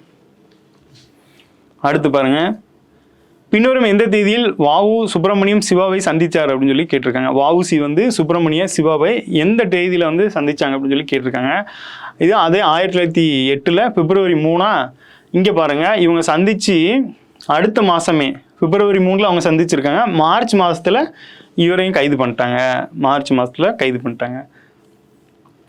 அடுத்ததாக பாருங்கள், தேஜேந்திர குமார் மித்ரா வந்தே மாதரம் பாடலின் வரிகளை அடிப்படையாக கொண்டு ஒரு ஓவிய தொடரை உருவாக்கினார். அது 1923ஆம் ஆண்டு வந்தே மாதரம் ஆல்பமாக என்ற தொடரில் வெளியிடப்பட்டது அப்படின்னு சொல்லி கேட்டிருக்காங்க. ஸோ இந்த வந்தே மாதரத்தோட பாடல் வந்து 150வது ஆண்டை வந்து அரசு சார்பாகவே கொண்டாடிட்டு இருக்காங்க. இந்த வகையில் இந்த வந்தே மாதரம் தொடர்பாக கேள்வி கேட்கறதுக்கான அதிகபட்ச வாய்ப்புகள் இருக்கிறதால இந்த தேஜேந்திர குமார் மித்ரா அப்படிங்கிறவர் வந்தே மாதரம் பாடலின் வரிகளை அடிப்படையாக கொண்டு ஒரு ஓவிய தொடரை உருவாக்கியிருக்காரு. இது வந்து 1923ஆம் ஆண்டு வந்தே மாதரம் அப்படிங்கிற ஆல்பம் என்ற தொகுப்பில் வெளியிடப்பட்டிருக்கு. இரண்டும் சரிதான். அடுத்து பாலிட்டி. பாலிட்டி ரிலேட்டடாக என்ன இருக்குது அப்படின்னு பார்த்தீங்கன்னா 2026ஆம் ஆண்டு இந்தியாவின் 77வது குடியரசு தின கொண்டாட்டங்களில் விருந்தினர்கள் யார் அப்படின்னு சொல்லி கேட்டிருக்காங்க. நமக்கு லாஸ்ட் குரூப் 4ல் என்ன கேட்டிருந்தாங்க அப்படின்னா பொறுத்துக்க வச்சு 4 நாட்டோட அதிபர்கள் பேரை வச்சு இந்த பக்கம் யார் குடியரசுத் தலைவராக இருந்தாங்க அந்த மாதிரி வச்சுருந்தாங்க. அதோட நோக்கம் என்னென்னா 4வது ஆப்ஷன் வந்து பார்த்திங்கன்னா தற்போதைய குடியரசுத் தலைவர் லாஸ்ட்டாக நடந்த ஈவெண்ட்டில் யார் சிறப்பு விருந்தினர் பங்கேற்றாங்களோ அவங்களோட பேர் இருந்திருக்கும். அப்போது கரண்ட்லேயும் ஓகே, அது போக மீதி 3 பேருமே பார்த்திங்கன்னா முக்கியமானவங்க. யாரெல்லாம் இருந்திருப்பா? பாரக் ஒபாமா இருந்திருப்பார், அமெரிக்காவோட அதிபர். விளாடிமிர் புதின் அவர்கள் ரஷ்யாவோட அதிபர். அடுத்து இன்னும் ஒருத்தவங்க இந்தோனேஷியா அதிபர்னு நினைக்கிறேன். ஆமாம், இந்த மாதிரி வச்சுருந்தாங்க. ஸோ இந்த மாதிரி பொறுத்து கொடுத்து கேட்டிருந்த நிலைமையில் இப்போ பாருங்கள் 77வது குடியரசு தினத்து கொண்டாட்டங்களில் யார் சிறப்பு விருந்தினர் அப்படின்னு பார்த்தீங்கன்னா ஐரோப்பிய ஒன்றியத்தோட தலைவர்கள் தான் சிறப்பு விருந்தினர்கள். யார் அப்படின்னு பாருங்கள், உர்சுலா வான் டெர் லேயன் அப்படிங்கிறவங்க, உர்சுலா வான் டெர் லேயன் அப்படிங்கிறவங்க. அடுத்து ஆண்டனியோ கோஸ்டா அப்படிங்கிறவர். ஸோ 2 பேர் வந்து சீஃப் கெஸ்ட்டாக வந்திருப்பாங்க. ஸோ இந்த கெஸ்ட்டு இவங்க வந்து அந்த குடியரசு தின விழாவில் கலந்து கொண்டது போக நிறைய ஒப்பந்தங்கள்லையும் கையெழுத்து போட்டிருப்பாங்க. பின்னால் நிறைய ஒப்பந்தங்கள்லையும் ஃபாரின் ட்ரேட் அக்ரிமெண்ட்னு சொல்லுவாங்க, FTA, அதுலேயும் நிறைய கையெழுத்து போட்டிருப்பாங்க. ஸோ இந்த நிகழ்வும் சமீபத்தில் நிகழ்ந்திருக்கு அப்படிங்கிறது தான் இந்த கொஸ்டின் வந்து நம்மளுக்கு பிரதிபலிக்குது. இந்த பேரை நல்லா ஞாபகம் வச்சுக்கோங்க. அடுத்து பாருங்கள், 2026 இந்தியாவின் 77வது குடியரசு தினத்தின் முக்கிய கருப்பொருள் என்னன்னு கேட்டிருக்காங்க. ஸோ வந்தே மாதரம் பாடல் வந்து 150வது வருடம் சொல்லியிருப்போமா? ஸோ அதை முன்னிறுத்தி தான் இந்த கருப்பொருளை வந்து கொடுத்துருக்காங்க. ஸோ 77வது குடியரசு தினத்தோட கருப்பொருள் இந்த வந்தே மாதரம் பாடலத்தோட முக்கியமானதான் இருக்குது. அடுத்ததாக பாருங்கள், மத்தியஸ்த மற்றும் சமரச சட்டம் இயற்றப்பட்ட ஆண்டு எப்படின்னு கேட்டிருக்காங்க. 1996 தான் மத்தியஸ்த மற்றும் சமரச சட்டம் இயற்றப்பட்ட ஆண்டு. ஸோ பிரச்சனைகள் இருந்து அப்படின்னா நம்ம கோர்ட்டுக்கு போவோம். ஸோ அங்கே வந்து மத்தியஸ்தம் ஒன்று பண்ணுவாங்க, இன்னும் சமரசம் ஆகிக்கிறீங்களா வாபஸ் அப்படிங்கிற மாதிரி கான்செப்டில். அந்த ஒரு கான்செப்டுக்கு வந்து எப்போ வந்திருக்கு அப்படின்னா 1996 தான் அந்த சட்டம் இயற்றப்பட்டிருக்கு. அடுத்து பாருங்கள், மத்தியஸ்தம் மற்றும் சமரச சட்டம் 1996 உருவாக்கப்பட்டிருந்தாலும் அதோட திருத்தம் எப்போனா 2019 திருத்தப்பட்டிருக்கு. இது PN கிருஷ்ணா குழுவின் பரிந்துரையின் அடிப்படையில் இந்திய மத்தியஸ்த மன்றத்தை அமைப்பதற்கு பரிந்துரைச்சிருக்கு. இந்த கிருஷ்ணா அவர்கள் தலைமையில் குழு அமைச்சு இந்த மத்தியஸ்த மன்றமே அமைக்கிறதுக்கு இதில் சட்டம் ஏற்றிருப்பாங்க. ஸோ இதன் மூலமாக இந்த மன்றத்தை உருவாக்குறதுக்கு இவர் தலைமையில் குழு அமைச்சிருக்காங்க அப்படிங்கிற ஒரு விஷயத்தை கொடுத்துருக்காங்க. இரண்டும் சரி. நம்மளுக்கு குழுக்கள் சார்ந்துமே நிறைய கேள்வி கேட்கப்பட்டு வருது. அந்த வகையில் இந்த ஸ்ரீகிருஷ்ணா குழு எதுக்கானது அப்படின்னா இந்த மத்தியஸ்த மன்றத்தை அமைக்கிறதுக்கான குழு. அடுத்ததாக பாருங்கள், சரத்து 87 குடியரசுத் தலைவரின் சிறப்புரை, சரத்து 176 ஆளுநரின் சிறப்புரை. நமக்கு நல்லா தெரியும், ஒரு ஆண்டோட முதல் கூட்டம் இல்லை பட்ஜெட் தொடருக்கு முந்தைய கூட்டம், ஆண்டோட முதல் கூட்டம்னு பார்க்கும்போது ஆண்டோட முதல் கூட்டம், அப்புறம் வந்து புதுசாக ஆட்சி அமைக்கிற அந்த கூட்டத்துக்கு ரெண்டுக்குமே பார்த்தீங்கன்னா இந்த ஆளுநரும் குடியரசுத் தலைவரும் அவங்க உரையாற்றுவாங்க. இந்த சிறப்புரை அப்படிங்கிறது என்னென்னா இந்த முதல் ஆண்டோட முதல் கூட்டத்துக்கு தான் இந்த சிறப்புரையை ஆற்றுவாங்க. அவங்க வந்து ஃபஸ்ட்டு அந்த அரசு தயாரிச்சிருக்க அந்த அறிக்கையை படிப்பாங்க. ஸோ அதன் மூலமாக அந்த கூட்டம் வந்து தொடங்கும். ஸோ அதுக்கு ஆர்டிகல் என்ன அப்படின்னு பார்த்தீங்கன்னா மத்திய அரசை பொறுத்தளவில் குடியரசுத் தலைவருக்கு வந்து 87னும் மாநில அரசை பொறுத்தளவில் ஆளுநருக்கு வந்து 176 கொடுத்துருக்காங்க. ஸோ இரண்டும் சரி. நமக்கு டைரெக்டாகவே ஆர்டிகல் அப்படியே கேட்டு விட்ருவாங்க, பார்த்துக்கோங்க. அடுத்து பாருங்கள், கர்த்தவிய பாதையில் நடைபெறும் 2026 குடியரசு தின அணிவகுப்பில் முதன்மை கருப்பொருள் என்ன அப்படின்னு சொல்லி கேட்டிருக்காங்க. அதே தான் இந்த வந்தே மாதரம் பாடலோட 150வது வருடம் தான் நமக்கு முதன்மை கருப்பொருள். இந்த கர்த்தவிய பாதை அப்படிங்கிறது சமீபத்தில் தான் அந்த பெயர் மாற்றம் செய்யப்பட்டிருக்கோம். கடமை பாதை அப்படின்னு சொல்லுவாங்க. கடமை பாதை அப்படிங்கிறது சமீபத்தில் வைக்கப்பட்ட பேர் தான். ஸோ இந்த இதில் நடந்த இந்த குடியரசு தின விழாவோட கருப்பொருள் என்னன்னு கேட்டிருக்காங்க. வந்தே மாதரத்தோட இந்த 150 ஆண்டுகள். இது ரிலேட்டடாக இந்த வாட்டி கொஸ்டின் கேட்குறதுக்கு அதிக வாய்ப்புகள் இருக்குது. அடுத்து பாருங்கள், தமிழ்நாடு பிச்சைக்காரர் தடுப்பு சட்டம் வந்து இயற்றப்பட்ட ஆண்டு எப்போன்னு கேட்டிருக்காங்க. 1945. தமிழ்நாட்டை பொறுத்தளவில் மற்ற மாநிலங்களை கம்பேர் பண்ணும்போது தமிழ்நாடு சில விஷயங்களை முன்னெடுப்பு பண்ணியிருப்பாங்க. பாருங்கள், தமிழ்நாட்டை பொறுத்தளவில் பிச்சைக்காரரே இல்லாத நிலை வரணும் அப்படிங்கிறதுக்காக சுதந்திரத்துக்கு முன்னாடியே 2 வருஷத்துக்கு முன்னாடியே பார்த்தீங்கன்னா பிச்சைக்காரர்கள் தடுப்பு சட்டம் இருக்குது. இதன் மூலமாக பிச்சை எடுத்தல் குற்றம், அவங்க வந்து வேறு ஏதாவது அவங்கள மாற்று தொழிலுக்கு அனுப்புறது தான் இந்த சட்டத்தோட நோக்கம். அடுத்ததை பாருங்கள், எக்கனாமிக்ஸ் அண்ட் அட்மினிஸ்ட்ரேஷன். கலால் வரி என்பது இந்தியாவில் பொருட்கள் உற்பத்தி அல்லது தயாரிப்பின் மீது விதிக்கப்படும் ஒரு மறைமுக வரியாகும். அடுத்து, இந்த வரி பொருட்கள் சந்தையில் விற்பனை செய்யப்படுவதற்கு முன்பே உற்பத்தியாளர்களிடமிருந்து வசூலிக்கப்படுகிறது. நமக்கு வரின்னு ஒரு டாபிக் எடுத்துக்கிட்டீங்க அப்படின்னா 2 விதமாக கேட்பாங்க. முன்னாடிலாம் ஸ்டாட்டிக்காக ஈஸியாக கேட்டுட்டு இருந்தாங்க, இப்போலாம் கொஞ்சம் ட்விஸ்ட் பண்ணி கேட்குறாங்க. வரினா நேர்முக வரி, மறைமுக வரி, இது கீழே ஒரு 4-5 வரும், இது கீழே ஒரு 4-5 வரும். அந்த வகையில் நமக்கு ஜிஎஸ்டி வந்ததுக்கப்புறம் ஜிஎஸ்டியை டேரெக்டாகவே சிலபஸில் வந்துடுறதுனால இந்த ஜிஎஸ்டி ரிலேட்டடாக நிறைய வரி கான்செப்ட் போயிட்டு. ஆனால் இதுக்கு முன்னாடி எப்படிலாம் கேட்டுட்டு இருந்தாங்க அப்படின்னா, நேர்முக வரியில் என்னெல்லாம் வரும், மறைமுக வரியில் என்னெல்லாம் வரும். அப்போ இந்த வகையில் இந்த கலால் வரி அப்படிங்கிறது எப்படின்னா நமக்கு எதில் வருது, மறைமுக வரியில் வருது. இந்த மறைமுக வரி அப்படிங்கிறது எப்படின்னா, ஒருத்தர் வந்து நேரடியாக போய் செலுத்த மாட்டாங்க, ஒரு பொருள் வாங்குறது மூலமாக மறைமுகமாக அந்த பொருளுக்கான வரியை செலுத்திட்டு இருப்பாங்க. ஸோ அதுதான் மறைமுக வரி. இந்த வரி பொருட்கள் சந்தையில் விற்பனை செய்யப்படுவதற்கு முன்பே உற்பத்தியாளரிடம் இருந்து வசூலிக்கப்படுகிறது. ஒரு எடுத்துக்காட்டுக்கு ஒரு பிஸ்கட் பாக்கெட்டை தயாரிக்கிறாங்க அப்படின்னா, அந்த பாக்கெட்டை உருவாக்குற அந்த ஃபேக்ட்ரிக்காரங்கிட்ட இருந்தே அந்த வரியை வசூல் பண்ணிடுவாங்க. பின்னால் பொருட்களை மக்கள் வாங்கும்போது மக்கள் வந்து இன்க்ளூடிங் டேக்ஸ் அப்படின்னு சொல்லி போட்டு மக்கள்கிட்ட வசூலிச்சிருவாங்க. ஸோ இதுதான் மறைமுக வரி அப்படிங்கிறது. நேரடி வரினா என்னென்னா, ஒரு நபரே நேரடியாக அரசுக்கு செலுத்துகிற வரி தான் நேரடி வரி அப்படிங்கிறது. எடுத்துக்காட்டு இன்கம் டேக்ஸை சொல்லலாம். நமக்கு ஜிஎஸ்டி கேட்பாங்க, ஜிஎஸ்டி மறைமுக வரியில் தான் வரும். அடுத்து பாருங்கள், மத்திய அரசின் புகையிலை வரி மற்றும் மறுசீரமைப்பு பின்வரும் எந்த தேதியில் நடைமுறைக்கு வரும் அப்படின்னு சொல்லி கொடுத்துருக்காங்க. எப்போ அப்படின்னு பார்த்தீங்கன்னா February 1, 2026. லாஸ்ட்டாக பார்த்தீங்கன்னா 2.0 ஜிஎஸ்டி 2.0ன்னு ஒரு சீர்திருத்தம் கொண்டு வந்திருப்பாங்க. இதில் வந்து 2 வரி தான் இருக்கும். என்ன, ஒன்று 5, இன்னொன்று 18. இப்போ 12ல் இருந்ததெல்லாம் இந்த 5க்கு போயிடும், 28ல் இருந்ததெல்லாம் இந்த 18க்கு வந்துடும். இதன் மூலமாக நிறைய பொருட்களோட விலைகள் குறைஞ்சிது. இப்போது ஒரு மிகப்பெரிய சீர்திருத்தம் அப்படிங்கிற மாதிரி தீபாவளியை ஒட்டி ஒரு அறிவிப்பை வெளியிட்டாங்க. எந்த டேட் அப்படின்னு பார்த்தீங்கன்னா 22 செப்டம்பர் 2025. சரிங்களா, இந்த டேட்லேயே அதை வெளியிட்டுருவாங்க. அதே சேம் டைமில் தான் இன்னொரு 40% வரி அப்படின்னு சொல்லி கொண்டு வந்திருப்பாங்க. எதுக்கு, இந்த புகையிலை பொருட்களுக்கான வரி. அப்போது இந்த புகையிலை பொருட்களுக்கு இந்த 40% ப்ளஸ் செஸ் வரி அப்படின்னு ஒன்று சொல்லியிருப்பாங்க. அதன் மூலமாக இந்த பொருட்களோட விலை பார்த்தீங்கன்னா கண்ணாப்பண்ணான்னு ஏறிடுச்சு. அப்போது அந்த இது வந்து அமலுக்கு அது முன்னாடியே ஃபிக்ஸ் பண்ணிட்டாங்க. ஆனால் அமலுக்கு வர்றது பார்த்தீங்கன்னா இந்த டேட்டு. ஆனால் இப்போ ரீசெண்டாக என்ன டாபிக் போயிட்டு இருக்கு அப்படின்னா, பட்ஜெட் போட்டாங்க, அதோட தாக்கத்தில் தான் இது வந்து கூடிருச்சு அப்படிங்கிற மாதிரி ஒரு டாக் போயிட்டு இருக்கு. பட் இது முன்னாடியே முடிவு பண்ண ஒரு விஷயம். இது அமலுக்கு வர டேட்டு தான் இந்த February 1. நம்மளுக்கு இப்போ ரீசெண்ட் டேஸில் இந்த February 1 தான் பார்த்தீங்கன்னா நம்ம பட்ஜெட் டேட்டாக இது பண்ணிட்டு இருக்கோம். ஒரு 10 வருஷத்துக்கு முன்னாடி பார்த்தீங்க அப்படின்னா February கடைசி வாரத்தில் தான் நம்ம வந்து பட்ஜெட் போட்டுட்டு இருந்தோம். இப்போ இந்த தற்போதைய அரசு பொறுப்பேற்றதுக்கு முன்னாடி பார்த்தீங்கன்னா இந்த February 1 வந்து பட்ஜெட் டேட்டாக அறிவிச்சிட்டு வராங்க. அடுத்ததாக பாருங்கள், டிசம்பர் மாதத்தில் மொத்த ஜிஎஸ்டி வருவாய் வசூல் அப்படின்னு சொல்லி கேட்டிருக்காங்க. ஸோ இது மாதத்துக்கும் சரி ஒரு வருஷத்துக்கும் சரி ஒரு அப்ராக்சிமேட்டாக ஒரு வேல்யூ இருக்கும். இந்த மாதிரி வரும்போது அந்த வருஷத்தில் இந்த மாதத்தில் அதிக தொகை எது இருக்கோ அது வந்து பேசு பொருளாக இருக்கும். அந்த வகையில் இப்போ இந்த டிசம்பர் மாதத்தில் முடிஞ்ச டிசம்பர் மாதத்தில் பார்த்தீங்கன்னா 1.74 லட்சம். எக்ஸாம்பிளுக்கு லாஸ்ட்டாக பார்த்தீங்கன்னா நம்ம மத்திய அரசு 2025 50 லட்சம் கோடி வந்து பட்ஜெட் தொகையாக இருந்திருக்கும். இதில் ஒரு 34 லட்சம் கோடி வந்து அரசோட வருவாய் இருந்திருக்கும். இதில் ஒரு 20 லட்சம் கோடி பார்த்தீங்கன்னா இந்த வரிகள் மூலமாக கிடச்சிருக்கும். இந்த வரிகள் மூலமாக கிடைச்சதுனால இது ஒரு முக்கியத்துவம் பெறுது. ஆவரேஜாக பாருங்கள், ஒரு 1.5 லட்சம் கோடி அப்படின்னு வச்சுக்கிட்டா கூட 12ன்னு பார்க்கும்போது கிட்டத்தட்ட ஒரு 20 லட்சம் கோடிக்கிட்ட அதுவே வந்துடுது. ஸோ இந்த மாதிரி ஜிஎஸ்டி வந்து ஒரு புதிய ஒரு தாக்கத்தை உருவாக்குனதுனால அது ரிலேட்டடான கேள்விகளும் கேட்கப்பட்டு வருது. அடுத்து பாருங்கள், February 1, 2026 முதல் நடைமுறைக்கு வரும் புதிய கட்டமைப்பு படி சிகரெட்டுகள் மற்றும் பான் மசாலாக்களுக்கு பொருந்தக்கூடிய ஜிஎஸ்டி வரி விகிதம் எவ்வளோன்னு கேட்டிருக்காங்க. இந்த 40% அப்படிங்கிறது தான். ஸோ இது முக்கியமானது. அடுத்ததாக பாருங்கள், தமிழ்நாடு உறுதி செய்யப்பட்ட ஓய்வூதிய திட்டம் குறித்து சரியான கூற்றுக்களை தேர்வு செய்யவும். மாநில அரசு ஊழியர்களுக்கு அவர்கள் கடைசியாக பெற்ற அடிப்படை ஊதியத்தில் 50% தொகைக்கு இணையான உறுதி செய்யப்பட்ட ஓய்வூதியம் வழங்கப்படும்.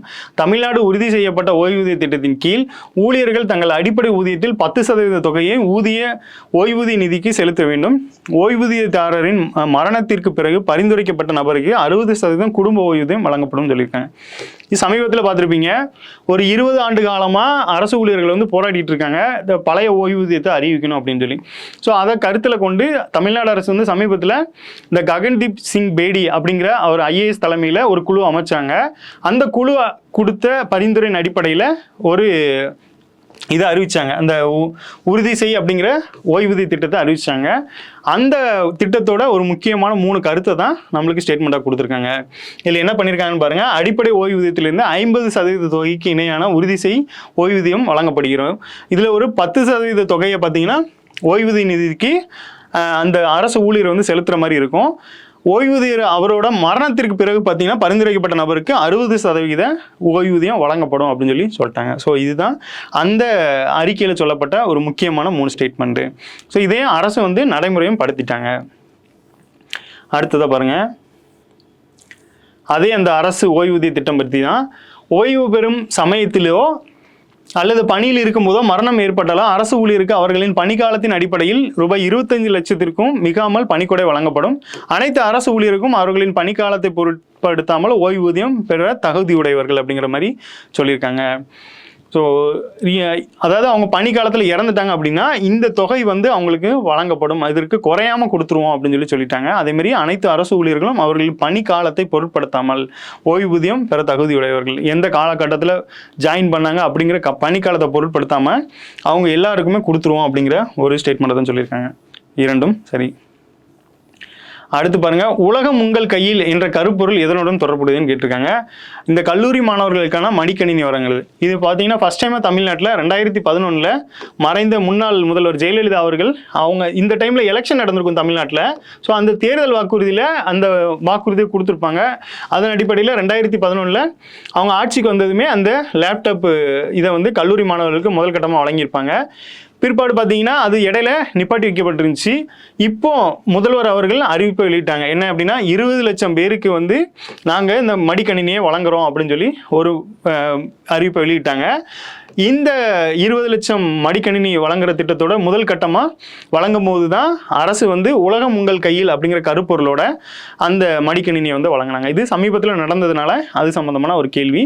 உலகம் உங்கள் கையில் அப்படிங்கிறது எதோட கருப்பொருள் அப்படின்னா இந்த கல்லூரி மாணவர்களுக்கான மடிக்கணினி வழங்குறதோட ஒரு மையக்கரு தான் இந்த உலகம் உங்கள் கையில் அப்படிங்கிறது. அடுத்தது பாருங்க, தமிழ்நாடு உறுதி செய்யப்பட்ட ஓய்வூதிய திட்டத்தின் கீழ் ஓய்வூதிய நிதிக்கு அரசாங்கத்தின் மாதாந்திர பங்களிப்பு எவ்வளவு அப்படின்னு சொல்லி பார்த்தீங்கன்னா 18.5% அப்படிங்கிறது. இப்போ இந்த 10.5 என்னன்னா இது வந்து அந்த ஊழியர்கிட்ட இருந்து வாங்குறது, இதை வந்து அரசு செலுத்துறது அப்படிங்கிற மாதிரி. ஸோ 18.5 வந்து அரசு வந்து தங்களோட பங்களிப்பை செலுத்துறாங்க 18.5. அடுத்து பாருங்க, அனைவரையும் உள்ளடக்கிய வளர்ச்சியை மேம்படுத்துவதற்காக தமிழ்நாடு அரசின் பின்வரும் எந்த அமைப்புடன் புரிந்துணர்வு ஒப்பந்தத்தில் கையெழுத்திட்டுள்ளது அப்படின்னு சொல்லி கேட்டிருக்காங்க. எந்த அமைப்பு அப்படின்னா ஐநாவோட பெண்கள் அமைப்பு. அரசு வந்து நிறைய நிறுவனங்களோட புரிந்துணர்வு ஒப்பந்தத்தின் மூலமாக நிறைய முன்னெடுப்புகளை பண்ணிட்டு வராங்க. அந்த வகையில் இந்த முன்னெடுப்பு வந்து ஐநாவோட இந்த பெண்கள் அமைப்போட ஒப்பந்தத்தை போட்டிருக்காங்க. அடுத்ததாக பாருங்கள், அரசு துறைகளில் புத்தாக்கத்தை ஊக்குவிப்பதற்காக தமிழ்நாடு திட்டக்குழுவில் பின்வரும் எந்த அமைப்புடன் முத்தரப்பு ஒப்பந்தத்தில் கையெழுத்திட்டுள்ளது அப்படின்னு சொல்லி கேட்டிருக்காங்க. எந்த இதுன்னு பார்த்தீங்கன்னா OECD, OPSI, அப்புறம் யூனிசெஃப், இந்த 3 நிறுவனங்களோட புத்தாக்க திட்டத்தை ஊக்குவிப்பதற்காக இந்த 3 நிறுவனங்களோட ஒப்பந்தம் போட்டிருக்காங்க. இதுவும் சமீபத்தில் நடந்தது. அடுத்ததாக பாருங்க, வெள்ளி பொருளாதாரம் என்ற சொல்லால் நீங்கள் எதை குறிப்பிடுகிறீர்கள் அப்படின்னு சொல்லி கொஸ்டினை கேட்டிருக்காங்க. இந்த வெள்ளி பொருளாதாரம் அப்படிங்கிறது யாரு அப்படின்னு பார்த்தீங்கன்னா இந்த வயதான மக்கள் தொகையின் தேவைகளை மையமாக கொண்டு பொருளாதார நடவடிக்கைகள் மற்றும் சந்தைகள் தான் இந்த வெள்ளி பொருளாதாரம் அப்படின்னு சொல்கிறாங்க. ஸோ நம்ம இதை எப்படி ஆவச்சிக்கலாம் அப்படின்னா அவங்களுக்கு இந்த வயதானவங்களுக்கு வந்து நரைச்ச முடி வெள்ளி இதில் தான் இருக்கும். ஸோ வெள்ளி பொருளாதாரம் அப்படிங்கிறது வயதானவர்களை பேஸ் பண்ணி இருக்கிறது தான். நம்ம லாஸ்ட்டாக ஆரஞ்சு எக்கனாமின்னு ஒன்று பார்த்துருப்போம். ஆரஞ்சு எக்கனாமி அப்படிங்கிறத பிரதமர் அவர்கள் வந்து இந்த வேவ்ஸ் மாநாட்டில் வந்து அறிவிச்சிருப்பாங்க. ஸோ அதேமாதிரி இந்த வெள்ளி பொருளாதாரம் ஒன்று சமீபத்தில் சொல்லியிருக்காங்க. இது என்னென்னா இந்த வயதானவர்களுக்கானது. இந்த வயதானவர்னு பார்க்கும்போது சமீபத்தில் கேரளா மாநிலம் வந்து இந்த வயதானவர்களுக்காக முதல் தேசிய ஆணையத்தை, அதாவது முதல் மாநில வயதானவர்கள் ஆணையத்தை வந்து உருவாக்கியிருப்பாங்க. அந்த வகையில் இந்த வெள்ளி பொருளாதாரமும் வயதான மக்கள் தேவைகளை மையமாக கொண்டு அவர்களுக்கான நடவடிக்கைகள் மற்றும் சந்தைகள் தொடர்பானது தான் இந்த வயதானவர்கள் அப்படிங்கிறது. அடுத்து பாருங்க, உங்கள் கனவை சொல்லுங்கள் அப்படிங்கிற ஒரு திட்டம் வந்து ஜனவரி 9 அன்று தொடங்கப்பட்டது. ஆமாம், சமீபத்தில் பார்த்தீங்கன்னா தமிழக முதல்வர் அவர்கள் உங்கள் கனவை சொல்லுங்கள் அப்படிங்கிற ஒரு திட்டத்தை ஆரம்பிச்சாங்க. அது எங்கே ஆரம்பிச்சாங்கன்னு சொல்லி கொஸ்டினை கேட்டிருக்காங்க. எங்கே அப்படின்னு பார்த்தீங்கன்னா பொன்னேரி அப்படிங்கிற ஏரியா. ஸோ உங்கள் கனவை சொல்லுங்கள் அப்படின்னா மனுக்கள் மூலமாக உங்கள் கனவை சொல்லுங்கள் அப்படிங்கிற மாதிரி முதல்வர் அவர்கள் மனுக்களை பெற்றிருந்தாங்க. ஸோ அது தற்போதும் சரி வரும் நாட்கள்லையும் அந்த திட்டத்தை அந்த மனுக்களுக்கான கோரிக்கைகள் நிறைவேற்றப்படும் அப்படிங்கிற மாதிரி அறிவிப்பை வெளியிட்டிருந்தாங்க. அதுதான் உங்கள் கனவை சொல்லுங்கள் அப்படிங்கிற ஒரு திட்டம். இது பொன்னேரியில் ஜனவரி 9 பொதுவாக இது வந்து 2026 கொண்டு வந்த ஒரு இது தான். ஒரு திட்டத்தை பொறுத்தளவில் அந்த டேட்டு எப்போ தொடங்கினாங்க, எங்கே தொடங்கினாங்க, இதோட நோக்கம் பொதுவாக அந்த பேர்லேயே நமக்கு தமிழில் இருந்ததுனால ஈஸியாக இருக்கும். அந்த டேட்டு முக்கியமானது, அந்த லொக்கேஷன் முக்கியமானது. அடுத்து பாருங்க, அதே உங்கள் கனவை சொல்லுங்கள் திட்டம் எந்த துறையில் செயல்படுத்தப்படும் அப்படின்னு சொல்லி கேட்டிருக்காங்க. எந்த துறையால் அப்படின்னா முதல்வர் முகவரி துறை, அதன் கீழே தான் வந்து இந்த திட்டம் செயல்படப்படுது. நம்மளுக்கு பார்த்தீங்கன்னா 38 மினிஸ்ட்ரி இருக்கும், 150க்கும் மேற்பட்ட துறைகள் இருக்காங்க. அந்த வகையில் இந்த முதல்வரின் முகவரித்துறை அப்படிங்கிறது சமீபத்தில் புதுசாக உருவாக்குனாங்க. இந்த முதல்வரின் முகவரித்துறை தான் இந்த உங்கள் கனவை சொல்லுங்கள் அப்படிங்கிறது. இந்த முதல்வரின் முகவரித்துறை வந்து சமீபத்தில் அரசு அமைச்ச உடனே நீங்கள் போடுற பெட்டிஷனுக்கு எல்லாமே ரிப்ளை பண்ணுவாங்க. ஏன் உங்களுக்கு இந்த திட்டம் கிடைக்கல, என்ன காரணம், ஒருவேளை நீங்கள் ஏதோ அப்ளை பண்ணியிருந்தீங்கன்னா இந்த லெவலில் இருக்குது அப்படிங்கிறத மையமாக வச்சு இந்த முதல்வரின் முகவரித்துறை செயல்பட்டு இருந்தது. இந்த வகையில் இந்த உங்கள் கனவை சொல்லுங்களும் அதற்கு கீழே தான் இருக்குது.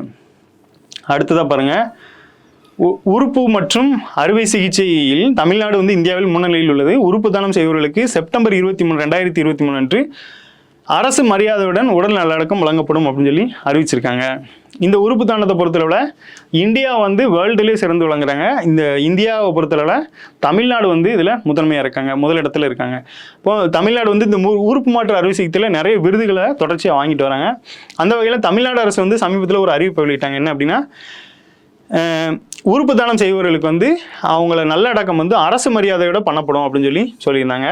அந்த வகையில் இந்த மூளைச்சாவு அடைந்தவங்க, கோமா ஸ்டேஜில் இருக்கிறவங்களோட உறுப்பை வந்து அவங்களோட உறவினர்களோட அனுமதியோட வந்து பெற்றுக்கொண்டு அவர்களோட நல்லடக்கத்தை வந்து அரசு மரியாதையோட அரசே வந்து நின்று நடத்தியிருக்காங்க. ஸோ இது எப்போ நடந்துச்சு அப்படின்னா செப்டம்பர் 23, 2023 இது இதில் இருக்குது, நடைமுறையில் இருக்குது அப்படிங்கிறது. அடுத்து பாருங்கள், மத்திய அரசின் படி 2025-26 நிதியாண்டிற்கான மொத்த உள்நாட்டு உற்பத்தி வளர்ச்சி எவ்வளோ விகிதம் அப்படின்னு சொல்லி கொடுத்துருக்காங்க. 7.4% இருக்கும். நிறைய நிறுவனங்கள் வந்து அறிக்கை வெளியிடுவாங்க. அந்த வகையில் மத்திய அரசே ஒரு ரிப்போர்ட்டை வெளியிட்டிருக்காங்க. அதில் உள்நாட்டு உற்பத்தி ஜிடிபியோட அளவு 7.4% இருக்கும் அப்படின்னு சொல்லி அறிவிச்சிருக்காங்க. எந்த வருஷத்துக்குள்ளது அப்படின்னா 2025-26 ஃபினான்சியல் இயர். நெக்ஸ்ட் கொஸ்டின் பாருங்கள், இந்தியாவில் முதல் பிரத்யேக டீப் டெக் கொள்கையான Tamil Nadu deep tech startup கொள்கை 2025-26 யூமேஜின் 2026 உச்சி மாநாட்டில் தொடங்கப்பட்டது அப்படின்னு சொல்லி கேட்டிருக்காங்க. இந்த மாநாடு நம்ம ஃபர்ஸ்ட் கொஸ்டினில் பார்த்தோம். யூமேஜின் 2026 உச்சி மாநாட்டில் இது வந்து இந்தியாவோட பிரத்யேக டீப் டெக் கொள்கை வந்து இந்த மாநாட்டில் தான் தொடங்கப்பட்டது அப்படின்னு சொல்லி சொல்லியிருக்காங்க. ஸோ இந்த மாநாடு சமீபத்தில் நடந்திருக்கு. இந்த மாநாட்டில் இந்த டீப் டெக் கொள்கையை வந்து தமிழ்நாடு டீப் ஸ்டார்ட் அப் கொள்கையும் அறிவிக்கப்பட்டிருக்கு அப்படின்னு சொல்லியிருக்காங்க. இந்த கொள்கையோட நோக்கம் என்ன? 100 டீப் டெக் ஸ்டார்ட் அப்புகளுக்கு வந்து ஆதரவளிப்பதும் பொது மற்றும் தனியார் முதலீடுகள் மூலம் 100 கோடியை திரட்டுவதும் ஆகும். இந்த INTNT ஹப் அப்படிங்கிறது நமக்கு ப்ரீவியஸ் இயரில் 2A மெயின்ஸில் கேட்கப்பட்ட கேள்வி. இந்த கொள்கையை செயல்படுத்தும் முக்கிய முகமையாக செயல்படும். இந்த INTNT அப்படிங்கிறது அண்ணா யூனிவர்சிட்டியை பேஸ் பண்ணி செயல்படுற ஒரு நிறுவனம். இந்த நிறுவனம் தான் பார்த்தீங்கன்னா இந்த முகமையை செயல்படுத்துது அப்படின்னு சொல்லியிருக்காங்க. ஸோ இதெல்லாம் அனைத்தும் சரிதான். இந்த கொள்கையை மெயினாக பார்த்துக்கோங்க. இந்த மாநாட்டில் இந்த கொள்கையை அறிவிச்சிருக்கோம். இந்த கொள்கை மூலமாக 100 டீப் டெக் ஸ்டார்ட் அப்களுக்கு வந்து ஆதரவளிப்போம். இந்த கொள்கையை அமல்படுத்துறது யார் அப்படின்னு பார்த்தீங்கன்னா இந்த INTNT அப்படிங்கிற ஹப் தான் வந்து இதை நடைமுறைப்படுத்துகிறாங்க. இது ஒரு முக்கியமான டேட்டா. ப்ரீவியஸ் இயர்லையுமே இதில் டேட்டா கேட்டிருக்காங்க. அடுத்து பாருங்கள், பின்வரும் எந்த மாவட்டங்களில் தமிழக அரசின் கர்ப்பப்பை வாய் புற்றுநோய் திட்டத்தை முதல் கட்டமாக செயல்படுத்தும் அப்படின்னு சொல்லி கொடுத்துருக்காங்க.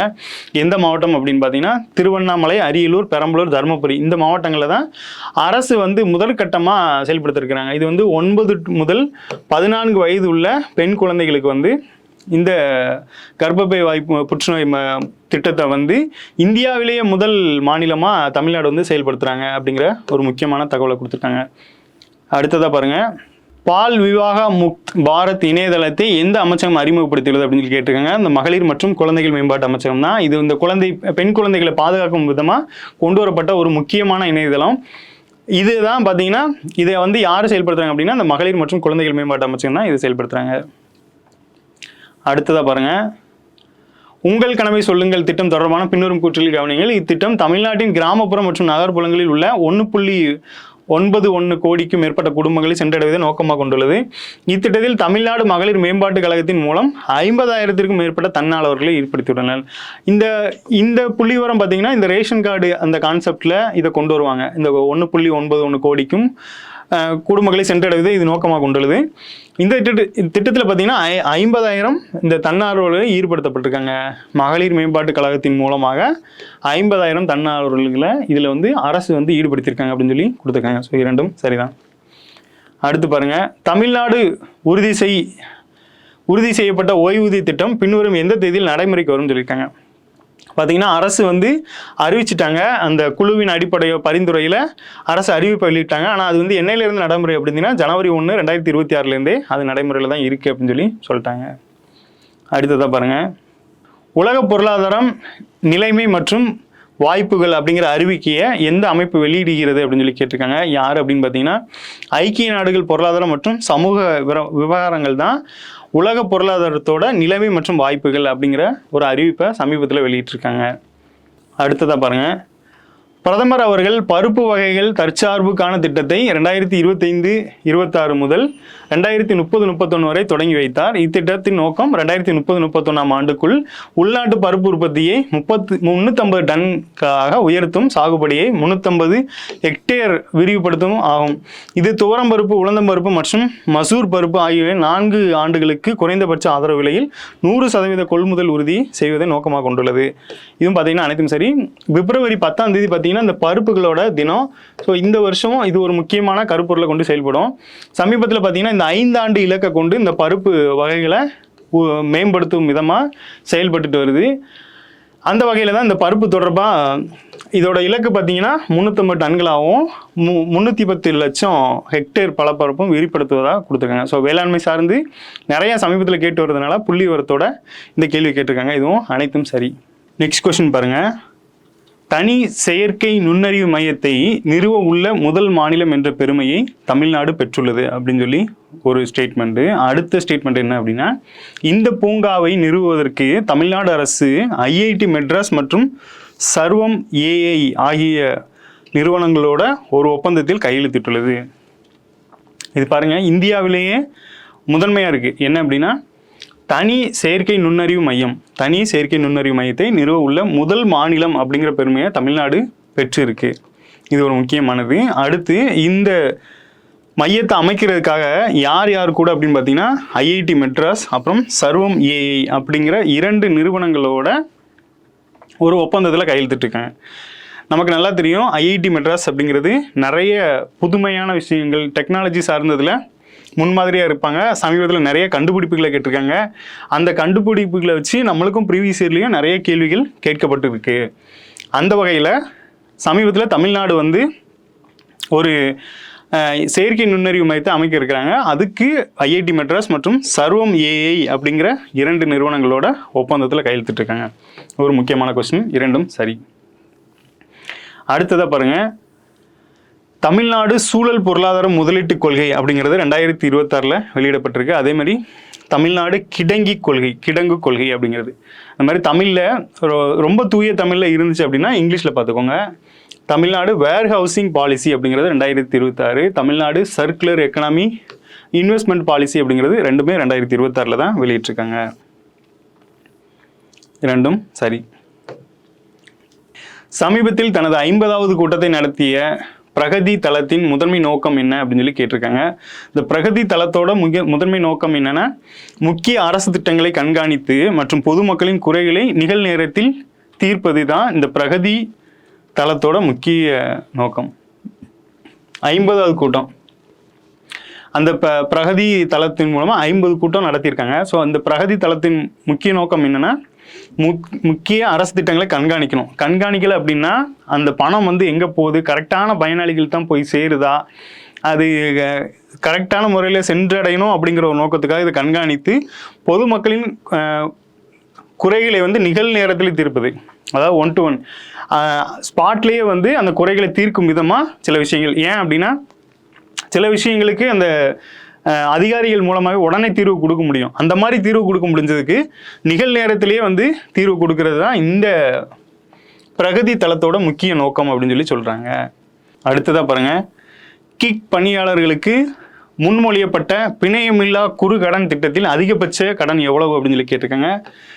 10,000. சமீபத்தில் நிறைய திட்டங்களில் பார்த்தீங்கன்னா பிணையம் இல்லாமல், முந்திலாம் பார்த்தீங்கன்னா நீங்கள் கடன் வாங்கணும் அப்படின்னா ஏதோ ஒரு ப்ராப்பர்ட்டியோ இல்லை ஒரு அடமான பொருள் வச்சு தான் நீங்கள் கடன் வாங்க முடியும். ஆனால் இப்போ சமீபத்தில் அரசு வந்து பார்த்திங்கன்னா நிறைய சலுகைகள் வழங்குறாங்க. மானியமாகவோ கடனாவோ வந்து பிணையம் இல்லாமல் கடன் வழங்குறாங்க. அந்த வகையில் இந்த கிக் தொழிலாளர்களுக்கு பார்த்தீங்கன்னா இந்த 10,000 ரூபாய் வரைக்கும் பிணையம் இல்லாமல் கடன் கொடுக்குறாங்க. அடுத்து, ஆளுநர் உரையில் குறிப்பிடப்பட்டுள்ளபடி தமிழ்நாட்டின் பொருளாதார வளர்ச்சி விகிதம் எவ்வளவு அப்படின்னு சொல்லி கேட்டிருக்காங்க. எவ்வளவு அப்படின்னு பார்த்தீங்கன்னா 11.19%. இது வந்து என்ன அப்படின்னா, ஒரு ஆண்டோட முதல் கூட்டத்தொடர் வந்து ஆளுநர் உரையோட தான் தொடங்கும். ஸோ ஆளுநர் உரையில் தமிழ்நாட்டோட பொருளாதார வளர்ச்சி வந்து இந்த 11.19% அப்படிங்கிறத மென்ஷன் பண்ணியிருப்பாங்க. ஸோ அதை தான் கேள்வியை கேட்டிருக்காங்க. 11.19% அப்படிங்கிறது ஆளுநர் உரையில் இடம்பெற்ற ஒரு புள்ளி விவரம். அடுத்ததை பாருங்கள், அடல் ஓய்வூதிய திட்டம் பின்வரும் ஆண்டு வரை நீட்டிக்கப்பட்டுள்ளது. அடல் ஓய்வூதிய திட்டம் பார்த்தீங்கன்னா எந்த ஆண்டு வரைக்கும் எக்ஸ்டெண்ட் பண்ணியிருக்காங்க. அதாவது நிறைய திட்டங்கள் பார்த்தீங்கன்னா தொடங்கியிருப்பாங்க, தொடங்கி பின்னால் அதோட எக்ஸ்டென்ஷன்னா 2.0 அப்படிங்கிற மாதிரி வெர்ஷனில் வந்திருக்கும். இல்லை அப்படின்னா அந்த காலகட்டத்தை நீட்டிச்சிருப்பாங்க. ஸோ இந்த மாதிரி வரும்போது இந்த அடல் ஓய்வூதிய திட்டத்தோட ஆண்டு நீட்டிப்பு வந்து இந்த 2030-31 நிறைய வருடங்களை பார்க்கும்போது நம்ம 2 வருடத்தை முக்கியமாக பார்த்துருப்போம், 2030 மற்றும் 2047 அப்படிங்கிறது. அப்போ இந்த வகையில் இந்த 2030 அப்படிங்கிறதும் அந்த குறுகிய கால இலக்கு அப்படிங்கிற மாதிரி கூட வச்சுக்கலாம். சில இதில் 5 வருடங்கள் அப்படின்னு கொடுத்துருவாங்க. ஆனால் நீங்கள் 2025 30 வரைக்கும் எடுத்திங்கன்னா இந்த 5 வருடம் கரெக்டாக வந்துடும். ஸோ இந்த மாதிரியும் கால்குலேட் பண்ணி வச்சுக்கலாம். அடுத்ததாக பாருங்கள், தமிழ்நாடு அரசு பதிவுத்துறைக்காக ஸ்டார் 3.0 திட்டத்தின் கீழ் ஸ்பிரிண்ட் 1 அறிமுகப்படுத்தியுள்ளது. இதன் மூலம் 18 சேவைகள் வழங்கப்படுகின்றன அப்படின்னு சொல்லி கொடுத்துருக்காங்க. தமிழ்நாடு அரசு வந்து ஸ்டார் 3.0 இந்த ஸ்டார் அப்படிங்கிற ஒரு கான்செப்டை வந்து இதை பதிவுத்துறையில் இம்ப்ளிமெண்ட் பண்ணியிருப்பாங்க. இதன் மூலமாக தான் அந்த இந்த செயலி மூலமாக தான் இந்த இணையதளங்கள் இயங்குது. இதன் மூலமாக 18 சேவைகளை வந்து வழங்குகின்றன. இதன் மூலம் பார்த்தீங்கன்னா 30 வகை பத்திரங்களுக்கும் காகிதமில்லா பதிவு வந்து வசதி இப்போது கிடைக்கிறது. 10 வகையான ஆவணங்களுக்கு நேரில் செல்லாமல் பதிவு செய்யும் வசதி இப்போது. இந்த பத்திரப்பதிவுத்துறையை பொறுத்தளவில் சமீபத்தில் நிறைய இனிஷியேட்டிவான விஷயங்களை அறிமுகப்படுத்தினாங்க. அதில் ஒன்று தான் அந்த 1% டிஸ்கவுண்ட் அப்படிங்கிற மாதிரி பெண்கள் பேரில் பத்திரப்பதிவு செஞ்சோம் அப்படின்னா அது அந்த பத்திரத்திற்கு இந்த 1% அமௌண்ட் கம்மி அப்படிங்கிற மாதிரி பதிவு கட்டணத்தில் 1% அவங்களுக்கு வந்து சலுகை கொடுப்பாங்க. அதே மாதிரி இந்த ஸ்டார் 3.0ங்கிறதும் இந்த பத்திரப்பதிவுத்துறையில் அந்த வெர்ஷன் வந்து கூட்டிகிட்டே போவோம். இதுக்கு முன்னாடி ஸ்டார் 2.0 இருந்துச்சு, இப்போ 3.0 ஆயிருக்கு, அவ்வளோதான். இந்த ஸ்டார் அப்படிங்கிற கான்செப்ட் வந்து எந்த துறை சார்ந்தது அப்படின்னு சொல்லி கேட்பாங்க. ஸோ அது வந்து பத்திரப்பதிவுத்துறை சார்ந்தது தான். இதன் மூலமாக பார்த்தீங்கன்னா 30 வகையான பத்திரங்களும் சமீபத்தில் அரசு வந்து வெளியிட்டு இருந்தாங்க. என்னென்னா, பத்திரங்களை வந்து பத்திர அலுவலகங்கள் மூலமாக, அதாவது பத்திர டாக்குமெண்ட் ரைட்டர்னு சொல்லுவாங்க. ஸோ அவங்க மூலியமாக இல்லாட்டியும் கூட தனிநபர்களே அவங்களோட டாக்குமெண்ட் ரெடி பண்ணலாம். கரெக்டான எவிடன்ஸ், கரெக்டான டாக்குமெண்டேஷன் இருந்தது அப்படின்னா தனிநபர்களே அவங்க வந்து சப்மிட் பண்ணலாம் அப்படிங்கிற மாதிரி கொடுத்துருந்தாங்க. அதேமாதிரி ஆன்லைன்லேயும் இது சப்மிட் பண்ணலாம் அப்படிங்கிற மாதிரி 2-3 விஷயங்களை புதுசாக இன்வைட் பண்ணியிருந்தாங்க. அந்த வகையில் தான் இந்த விஷயங்களை கொடுத்துருக்காங்க. 10 வகையான ஆவணங்களுக்கு நேரில் செல்லாமல் பதிவு செய்யும் வசதியும் இது கொடுக்கிறது. ஸோ இந்த மாதிரி அரசு துறை சார்ந்த சமீபத்திய அப்டேஷனை வந்து அப்டேட் பண்ணிக்கிறது நல்லது. ஏன்னா நமக்கு தமிழ்நாடு வளர்ச்சி நிர்வாகம் அப்படின்னு ஒரு டாபிக் இருக்கிறதுனால அப்டேஷன் வந்து தெரிஞ்சிருக்கா அப்படின்னு சொல்லி எதிர்பார்க்குறாங்க. தமிழக அரசு சிறப்பு பகுதி மேம்பாட்டு ஆணையத்தை அமைக்க உள்ளது. இது மாநிலத்தில் வரலாற்று, சுற்றுச்சூழல், தொல்லியல் அல்லது சுற்றுலா முக்கியத்துவம் வாய்ந்த பகுதிகளில் திட்டமிட்ட மேம்பாட்டிற்கான ஒரு நிறுவன கட்டமைப்பாக இருக்கும் அப்படின்னு சொல்லியிருக்காங்க. தமிழ்நாடு அரசு என்ன பண்ணியிருக்காங்கன்னா சிறப்பு பகுதி மேம்பாடு ஆணையத்தை அமைச்சிருக்காங்க. இதன் மூலமாக வரலாற்று, சுற்றுச்சூழல், தொல்லியல் அல்லது சுற்றுலா முக்கியத்துவம் வாய்ந்த பகுதிகள் திட்டமிட்ட மேம்பாட்டிற்கான ஒரு கட்டமைப்பு. நம்ம லாஸ்ட் கொஸ்டினில் பார்த்தோம் சுற்றுலாத்துறை அப்படிங்கிறது இந்தியாவிலும் சரி தமிழ்நாட்டிலும் சரி ஒரு முக்கியமான வருவாய் தரக்கூடிய ஒரு துறையாக இருக்குது. அதன் மூலமாக பேரும் வந்து கிடைக்குது அரசுக்கு. அந்த வகையில் இந்த வரலாற்று, சுற்றுச்சூழல், தொல்லியல் அல்லது சுற்றுலா முக்கியத்துவம் வாய்ந்த பகுதிகளை இந்த ஆணையத்தின் மூலமாக மேம்படுத்துறது தான் இதோட நோக்கம். ஸோ இந்த மாதிரிலாம் வந்து இந்த துறைகளை வந்து டெவலப் பண்ணிட்டு வராங்க அப்படிங்கிறது தான். ஸோ இந்த மாதிரி டெவலப்மெண்ட் சார்ந்து இருக்கிறத, மேம்பாடு சார்ந்து இருக்கிறதுனால தான் நமக்கு சிலபஸ்ல என்ன வச்சுருக்காங்க, டிஎன் டெவலப்மெண்ட் அட்மினிஸ்ட்ரேஷன் அப்படின்னு சொல்லி வச்சுருக்காங்க. அடுத்து பாருங்கள், பின்வரும் எந்த தேதியில் தமிழ்நாடு சட்டமன்றம் விபி ஜி ராம்ஜி அந்த ஒரு இதுக்கு எதிராக ஒரு மனதான ஒரு தீர்மானத்தை நிறைவேற்றிருக்காங்க அப்படின்னு சொல்லி கொடுத்துருக்காங்க. ஜனவரி 23, 2026 தான் இந்த திட்டத்துக்கு எதிராக வந்து ஒரு தீர்மானத்தை நிறைவேற்றிருக்காங்க. இந்த திட்டத்தை பொறுத்தளவில் இது வந்து மகாத்மா காந்தி ஊரக வேலைவாய்ப்பு திட்டம்னு ஒன்று இருந்துச்சு. இது வந்து 100 நாள் திட்டம் அப்படிங்கிறது 125 நாளாக மாற்றப்பட்டிருக்கு. அதோட பேரையும் மகாத்மா காந்தி ஊரக வேலைவாய்ப்பு திட்டம் அப்படிங்கிறதுல இருந்து VBG ராம்ஜி அப்படிங்கிற பேரில் பேர் மாற்றப்பட்டுச்சு. இந்த காலகட்டத்தில் தான் பார்த்தீங்கன்னா இதோட அந்த பெயர் மாற்றத்துக்கு வந்து இந்தியா ஃபுல்லாகவே எதிர்ப்பு இருந்த நிலைமையில தமிழ்நாடு அரசு என்ன பண்ணியிருக்காங்க அப்படின்னா, இந்த டேட்டில் வந்து ஜனவரி 23, 2026 சமீபத்தில் சட்டசபை கூடின நிலைமையில இந்த சட்டம் பெயர் மாற்றம் செய்யப்பட்டதற்காகவும் ஸோ இதில் உள்ள விஷயங்களுக்காக அதை எதிர்ப்பு தெரிவித்து ஒரு தீர்மானத்தை வந்து நிறைவேற்றிருக்காங்க. ஸோ அதுதான் இந்த டேட்டில் அப்படின்னு சொல்லி கேட்டிருக்காங்க. இது சமீபத்தில் நடந்த ஒரு இன்சிடென்ட் தான். அடுத்ததாக பாருங்கள், 2020களில் தொடங்கப்பட்ட PM ஸ்வநிதி திட்டம் 15,000, 25,000, 50,000 என 3 தவணைகளில் கடன் வழங்குகிறது. சமீபத்தில் 5 வருட செல்லுபடியாகும் காலத்துடன் கூடிய கிரெடிட் கார்டு வசதி ஒரு புதிய அம்சமாக சேர்க்கப்பட்டுள்ளது. பாருங்க, இந்த PM ஸ்வநிதி அப்படிங்கிறது 2020 முதல்ல தொடங்கப்பட்டிருக்கு. இந்த திட்டத்தின்படி வந்து இந்த 3 அளவுகோலில் அவங்களுக்கு வந்து தவணைகளில் கடன் வழங்கிட்டு வராங்க. அந்த வகையில் இப்போ சமீபத்தில் 5 வருடம் செல்லுபடியாகும் காலத்துடன் கிரெடிட் கார்டு, நமக்கு கார்டு எல்லாமே பார்த்தீங்க அப்படின்னா அந்த கார்டு கொடுக்கும்போதே எக்ஸ்பிரி டேட்டும் பின்னாடியே இருக்கும். அந்த வகையில் இந்த 5 வருட செல்லுபடியாகும் அந்த காலகட்டத்தோட ஒரு கிரெடிட் கார்டை வந்து புதுசாக வந்து அறிமுகப்படுத்தியிருக்காங்க இந்த PM ஸ்வநிதி அந்த திட்டத்தில். சரிங்களா? ஸோ அதை தான் கொடுத்துருக்காங்க. அந்த எக்ஸ்டென்ஷன், அப்டேஷன் இந்த மாதிரி வந்து ஒரு திட்டம் வந்து முன்னாடி தொடங்கப்பட்டிருக்கும். அது சார்ந்த அப்டேஷன் தான் இந்த கிரெடிட் கார்டு அப்படிங்கிற கான்செப்ட். அடுத்ததாக பாருங்கள்,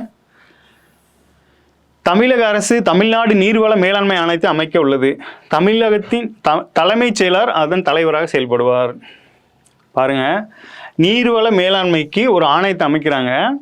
அதோட தலைவராக அந்த தலைமைச் செயலர் தான் இருப்பார் அப்படின்னு சொல்லி கொடுத்துருக்காங்க. இப்போ நம்மளுக்கு வந்து நிறைய கான்செப்டுக்கு வந்து முதல்வர் அவர்கள் தலைவராக இருப்பாங்க. அதே மாதிரி சென்ட்ரலில் பார்த்தீங்கன்னா பிரைம் மினிஸ்டர் வந்து தலைவராக இருப்பாங்க. அப்போது இங்கே சமீபத்தில் அமைக்கப்பட்ட அந்த நீர் மேலாண்மை ஆணையத்துக்கு அதனோட தலைவராக யார் இருப்பாங்க அப்படின்னா அந்த தலைமை செயலாளர் இருக்காங்க. அடுத்ததாக பாருங்கள், இந்தியாவிலே மலேரியாவை ஒழிப்பதற்கான தேசிய கட்டமைப்பு 2016 to 2030, மலேரியாவை ஒழிப்பதற்கான தேசிய மூலோபாய திட்டம் NSP 2023 to 2027 அப்படிங்கிற 2 கூற்றை கொடுத்துருக்காங்க. இந்த காசநோய் ஒழிப்பு, மலேரியா ஒழிப்பு இதெல்லாம் அடிக்கடி வரக்கூடிய ஒரு கேள்வி ஏரியா. அந்த வகையில் இந்தியாவிலேயே மலேரியா ஒழிப்பிற்கான தேசிய கட்டமைப்பு எந்த வருஷத்துலேருந்து அப்படின்னு பார்த்தீங்கன்னா 16 to 2030. இந்த 2030 பாருங்கள் அடிக்கடி வரும். அதே மாதிரி மலேரியா ஒழிப்பதற்கான தேசிய மூலோபாய திட்டம் வந்து 2023 to 27 அப்படிங்கிற ஒரு குறுகிய கால ஒரு இலக்கா வச்சுருக்காங்க. இரண்டும் சரிதான். அடுத்து பாருங்கள், தமிழ்நாட்டில் மலேரியா நோய்களின் எண்ணிக்கை 2015 5,587 இருந்து 2025 321 குறைச்சிருக்காங்க. பாருங்கள், 4 டிஜிட்லேருந்து 3 டிஜிட் நம்பரு ரொம்ப கம்மி பண்ணி கொண்டு வந்திருக்காங்க. அப்போ இதன் மூலமாக அவங்க போட்ட திட்டங்கள் மூலமாக இந்த எண்ணிக்கை வந்து குறைஞ்சிருக்கு அப்படிங்கிற மாதிரி நம்ம எடுத்துக்கலாம். அடுத்ததாக பாருங்கள், 2023 38 மாவட்டங்களில் 33 மாவட்டங்களில் உள்நாட்டில் பரவிய நோய் தொற்றுகள் எதுவும் பதிவாகவில்லை அப்படிங்கிற மாதிரி சொல்லியிருக்காங்க. ஸோ 33 மாவட்டங்களில் 38 மாவட்டங்கள், மொத்த மாவட்டங்கள் 38 இருக்குது. அதில் 33 மாவட்டங்களில் பார்த்தீங்கன்னா உள்நாட்டில் பரவிய நோய் தொற்றுகள் எதுவும் பதிவாகவில்லை அப்படின்னா ஏற்கனவே ஒரு நோய் பரவிட்டு இருந்திருக்கும். ஸோ அந்த நோயை கட்டுப்படுத்துறதுல சிறப்பாக செயல்பட்டுருக்காங்க அப்படிங்கிறது தான் இந்த ஸ்டேட்மெண்ட்டோட நோக்கம். ஸோ ரெண்டுமே சரியாக தான் இருக்குது. இரண்டும் சரி. நோய் தொற்று அப்படிங்கிற கான்செப்டில் நமக்கு சயின்ஸில் இருக்கும். ஸோ அது ரிலேட்டடான கரண்ட் அஃபேர்ஸ் கேட்கணும்னு நினச்சாங்கன்னா இந்த மாதிரி கேட்பாங்க. நமக்கு லாஸ்ட்டாக ப்ரீவியஸ் இயரில் என்ன கேட்டிருக்காங்க அப்படின்னா காசநோய் ஒழிப்பு பற்றி ஒரு 2 கேள்வி ப்ரீவியஸ் இயரில் கேட்டிருக்காங்க கரண்ட் அஃபேர்ஸ் ரிலேட்டடாக. அடுத்ததாக பாருங்கள், இந்தியாவில் ரிசர்வ் வங்கி மின்னணு ரூபாயை வரையறுக்கப்பட்ட அளவில் வெளியிட்டு வருகிறது. இந்தியாவில் ஒரு மின்னணு ரூபாய் ஒரு ரூபாய்க்கு சமம் அப்படிங்கிற மாதிரி, ஒரு மின்னணு ரூபாய் வந்து 1 ரூபாய்க்கு சமம். டிஜிட்டல் கரன்சி அப்படிங்கிற ஒரு கான்செப்ட். நமக்கு வேர்ல்டு லெவலில் பார்த்தீங்கன்னா பிட்காயின் அந்த மாதிரிலாம் நிறைய சொல்லுவாங்க.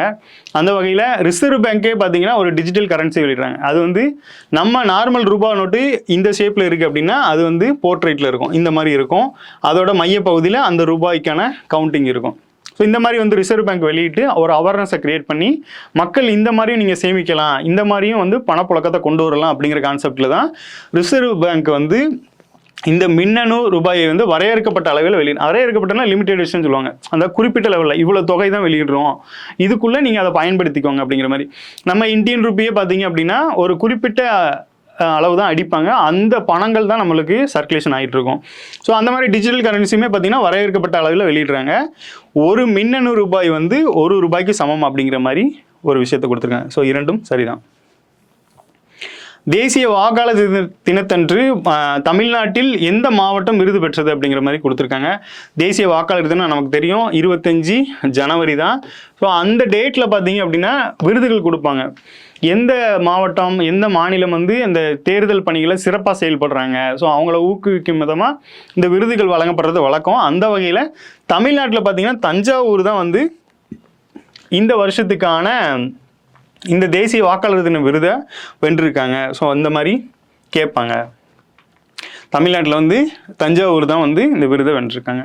வாக்காளர் தினம் முக்கியமாக பார்த்துக்கோங்க, இது கருப்பொருளோட வெளிவரும். ஸோ அந்த மாதிரியும் கேட்பாங்க. தேர்தல் நமக்கு பாலிட்டியில் தேர்தல்னு ஒரு டாபிக் இருக்குது, அது ரிலேட்டடாக கரண்ட் அஃபேர்ஸ் நிறைய வருது. கட்சியோட சின்னங்கள் கேட்டிருக்காங்க. அடுத்து ரீசெண்டாக நடக்கிற இந்த எலெக்ஷன் சம்மந்தமான கேள்விகள் நிறைய வரும். ஸோ அந்த வகையில் வாக்காளர் தினத்தையும் முக்கியமாக பார்த்துக்கோங்க. அடுத்ததாக பாருங்கள், உலக மகளிர் உச்சி மாநாடு சென்னையில் நடைபெறும். இது சிறப்பு திட்ட செயலாக்கத்துறையால் ஏற்பாடு செய்யப்பட்டிருக்கிறது. இந்த உச்சி மாநாடு ஜனவரி 27, 28 ஆகிய தேதிகளில் 2026ஆம் ஆண்டு நடைபெறும் அப்படின்னு சொல்லி 3 ஸ்டேட்மெண்ட் கொடுத்துருக்காங்க. பாருங்கள், உலக உச்சி மாநாடு வேர்ல்டு லெவலில் நமக்கு லாஸ்ட்டாக செஸ் ஒலிம்பியாட் வந்து நடத்தியிருப்பாங்க. அந்த செஸ் ஒலிம்பியாட் பற்றி அந்த டைமில் நிறையா கொஸ்டின்ஸ் வந்தது. ஏன் அப்படி அந்த மாதிரி வருது அப்படின்னு பார்த்தீங்கன்னா, வேர்ல்டு லெவலில் நடக்கிற ஒரு ஈவெண்ட்டை நம்ம தமிழ்நாடு வந்து அதை எடுத்து நடத்தும் போது அது ஒரு பெரிய விஷயமா பார்க்கப்படுது. ஸோ அந்த மாதிரி தான் இதுவும் பாருங்கள், உலக மகளிர் உச்சி மாநாடு சென்னையில் நடக்கு.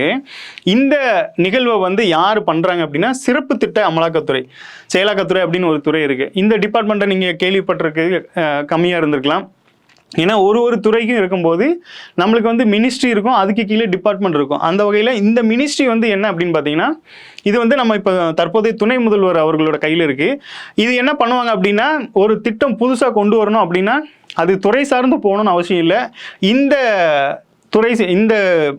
மினிஸ்ட்ரி கீழே அதை கொண்டு வந்துடுவாங்க. ஒரு திட்டம் புதுசாக இம்ப்ளிமெண்ட் பண்ணணும்னு நினச்சாங்க அப்படின்னா இந்த திட்டம் கீழே கொண்டு போவாங்க. அதே மாதிரி இந்த துறை என்ன பண்ணுவாங்க அப்படின்னா மற்ற திட்டங்களையும் கண்காணிக்கிற அந்த இதை வந்து இந்த துறைக்கு வந்து கொடுத்துருக்காங்க. ஸோ இது வந்து ஒரு ஸ்பெஷல் விஷயம்தான். அதனால தான் இது பேர் சிறப்பு திட்ட செயலாக்கத்துறை அப்படின்னு சொல்லி வச்சுருக்காங்க. இந்த துறை தான் பார்த்தீங்கன்னா இந்த ஈவெண்ட்டை முன்னணி நடத்துகிறாங்க. உச்சி மாநாடு ஜனவரி 27, 28 ஆகிய தேதிகளில் 2026ஆம் ஆண்டு நடைபெறும் அப்படின்னு சொல்லி கொடுத்துட்டாங்க. ஸோ நடந்து முடிஞ்சிருக்கும். அந்த வகையில் இந்த கொஸ்டினை கேட்டிருக்காங்க. அடுத்ததை பாருங்கள், தமிழ்நாடு அரசின் புதிதாக தொடங்கப்பட்ட கர்ப்பப்பை வாய் புற்றுநோய் தடுப்பூசி திட்டத்தின் கீழ் பின்வருவர்களில் யார் தடுப்பூசி பெற தகுதியானவர்கள்? இந்த திட்டம் பார்த்தோம், இது வந்து இந்தியாவிலேயே தமிழ்நாடு வந்து முன்மாதிரியாக செயல்படுத்துகிற ஒரு திட்டம். இந்த திட்டத்துக்கு யார் தகுதியானவர்கள்? ஒரு திட்டத்தை பொறுத்தளவில் அது எப்போ தொடங்குறாங்க, எங்கே தொடங்குறாங்க, அதோட பயனாளிகள் யார் அப்படிங்கிறது தான் ஒரு 3 முக்கியமான விஷயம். அந்த வகையில் இந்த திட்டத்தோட பயனாளிகள் யார் அப்படின்னு பார்த்தீங்கன்னா 9 to 14 வயதுக்கு உட்பட்ட மாணவிகள் தான் இந்த திட்டத்துக்கான முக்கிய பயனாளிகள். ஸோ இது தொடர்பாக அரசு வந்து நிறைய விழிப்புணர்வுகளை ஏற்படுத்தி அவங்கள அந்த நோயிலிருந்து பாதுகாத்துட்டு வராங்க. அடுத்ததாக பாருங்கள், தமிழ்நாடு உலகளாவிய சுற்றுலா உச்சி மாநாடு பின்வரும் இடங்களில் எங்கு நடைபெறும் அப்படின்னு சொல்லி கேட்டிருக்காங்க. நம்ம தமிழ்நாட்டை பொறுத்தளவில் சுற்றுலாலேயே ஒரு முக்கியமான இடம் அப்படின்னு பார்த்தீங்கன்னா இந்த மாமல்லபுரம். இங்கே இந்த குடைவரை கோயில்கள், பல்லவ மன்னனோட நிறைய நினைவு சின்னங்கள்லாம் இருக்குது. ஸோ அந்த வகையில் இந்த மாமல்லபுரத்தில் தான் பார்த்தீங்கன்னா தமிழ்நாடு உலகளாவிய சுற்றுலா உச்சி மாநாடு வந்து நடக்க இருக்குது அப்படிங்கிற மாதிரி சொல்லியிருக்காங்க. உலகளாவிய சுற்றுலா உச்சி மாநாடு. ஏன் இந்த சுற்றுலா மாநாடுலாம் நடத்துகிறாங்க அப்படின்னா அந்த சுற்றுலாத்துறை மூலமாக வெளிநாட்டவர்கள் ஸ்டேட்ல இருந்தெல்லாம் ஆளை வர வச்சு ஸோ எங்கள் ஊர்லேயும் இந்த மாதிரி சுற்றுலாத்தலங்கள்லாம் இருக்குது அப்படிங்கிற மாதிரி காமிச்சு அதன் மூலமாக அரசோட வருவாய் பெருக்கிறது தான் இதோட முக்கிய நோக்கமாக இருக்குது. அடுத்து பாருங்க, நவம்பர் 2025 அனைத்து 38 மாவட்டங்களிலும் இலவச மார்பக புற்றுநோய் பரிசோதனையை வழங்குவதற்காக பின்வரும் முன்முயற்சிகளில் எது தொடங்கப்பட்டது அப்படின்னு சொல்லி கேட்டிருக்காங்க. ஸோ எது தொடங்கியிருக்காங்க அப்படின்னா வெல்னஸ் ஆன் வீல்ஸ் அப்படிங்கிற மாதிரி. நீங்கள் பார்த்துருப்பீங்க ஐசியூ ஆன் வீல்ஸ் அந்த மாதிரிலாம் போட்டிருப்பாங்க. என்ன அப்படின்னா புக்ஸ் ஆன் வீல்ஸ் அப்படிலாம் போட்டிருப்பாங்க. அப்போ அந்த வகையில் இந்த வெல்னஸ் ஆன் வீல்ஸ் அப்படிங்கிற இது மூலமாக இலவச மார்பக புற்றுநோய் பரிசோதனையை வழங்குவதற்காக பின்வரும் முன்முயற்சிகள். சமீபத்தில் இந்த மாதிரி ஒரு முன்முயற்சி எடுத்திருக்காங்க. இதன் மூலமாக விழிப்புணர்வுகளை வாங்கி உங்களுக்கு ஒருவேளை இப்போ பார்த்தீங்க அப்படின்னா நிறைய இளம் பெண்களை தாக்கக்கூடிய நோயாக இது இருக்குது. இது தொடர்பான விழிப்புணர்வு இல்லாமல் நிறைய பெண்கள் இருக்காங்க. ஸோ அவங்களுக்கு அந்த நோய் இருக்குது அப்படிங்கிறதே அதோட முதிர்ச்சி நிலைமையில தான் தெரியுது. அந்த வகையில் முன்னாடியே அதுக்கான டெஸ்ட்டை எடுத்து அதை சரிவர கவனிச்சாங்க அப்படின்னா அதை தடுக்கலாம் அப்படிங்கிற நோக்கத்தோடு தான் இந்த வெல்னஸ் ஆன் வீல்ஸ் அப்படிங்கிற ஒரு திட்டத்தின் மூலமாக இந்த ஒரு முன்முயற்சி நவம்பர் 2025 38 மாவட்டங்களிலுமே தமிழ்நாடு அரசு பண்ணிட்டு வராங்க. ஸோ இது ஒரு முன்மாதிரியான ஒரு முயற்சி தான். அடுத்ததாக பாருங்க, தமிழ்நாடு உலக மகளிர் உச்சி மாநாட்டில் தமிழ்நாடு மகளிர் வேலைவாய்ப்பு மற்றும் பாதுகாப்பு அந்த TNV ஷேப் அப்படிங்கிற திட்டம் தொடங்கப்பட்டிருக்கு. இது 1185 கோடி ரூபாய் மதிப்பிலான உலக வங்கியின் உதவியுடன் செயல்படுத்தப்படும் திட்டமாகும். பாருங்க, உலக மகளிர் உச்சி மாநாட்டில் தமிழ்நாடு மகளிர் வேலைவாய்ப்பு மற்றும் பாதுகாப்பு திட்டம் தொடங்கப்பட்டிருக்கு. TNV ஷேப் அப்படிங்கிற பேரில் தொடங்கப்பட்டிருக்கு. இதோட திட்டத்தொகையும் பார்த்தீங்கன்னா 1185 கோடி ரூபாய் மதிப்பிலான உலக வங்கியின் உதவியுடன். இது மாதிரி எப்படி கேட்டிருக்காங்க அப்படின்னு பாருங்க, நம்மளுக்கு இந்த மெட்ரோ ப்ராஜெக்டு, அடுத்து சுகாதார திட்டங்கள், அடுத்து இந்த ரூரல் சார்ந்த ஊரக சார்ந்த திட்டங்கள், இது எல்லாமே பார்த்தீங்க அப்படின்னா மெட்ரோ அப்புறம் இந்த சுகாதாரம்லாம் ஜப்பானோட ஒரு நிறுவனம் வழங்கியிருப்பாங்க. இந்த உலக வங்கியோட இது நகர்ப்புற அந்த ஊரக வளர்ச்சி அப்படிங்கிற மாதிரி இந்த திட்டங்களுக்கு உலக வங்கியோட ஃபண்டு கிடச்சிருக்கும். அப்போ இந்த ஃபண்டு யார் கொடுத்தா, எத்தனை தவணையாக கொடுத்தாங்க, இந்த மாதிரிலாம் நம்மளுக்கு ப்ரீவியஸ் இயரில் டிஎன்பிசியில் கேட்டிருக்காங்க. ஸோ அப்போது இந்த TNV ஷேப் அப்படிங்கிற திட்டம் யாரோட உதவியுடன் தொடங்கப்பட்டது அப்படின்னு கேட்டாங்கன்னா உலக வங்கியோட உதவியோட தொடங்கப்பட்டிருக்கு. இந்த திட்டத்தோட திட்ட மதிப்பீடு எவ்வளோன்னா 1185 கோடி.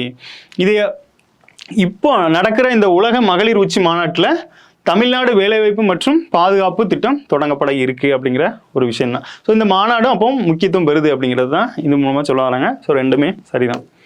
அடுத்து பாருங்க, தமிழ்நாடு உலகளாவிய ஜவுளி உச்சி மாநாடு பின்வரும் இடங்களில் எங்கு நடைபெறும் அப்படின்னு சொல்லி கொடுத்துருக்காங்க. எங்கே அப்படின்னு பார்த்தீங்கன்னா கோயம்புத்தூர் தான்.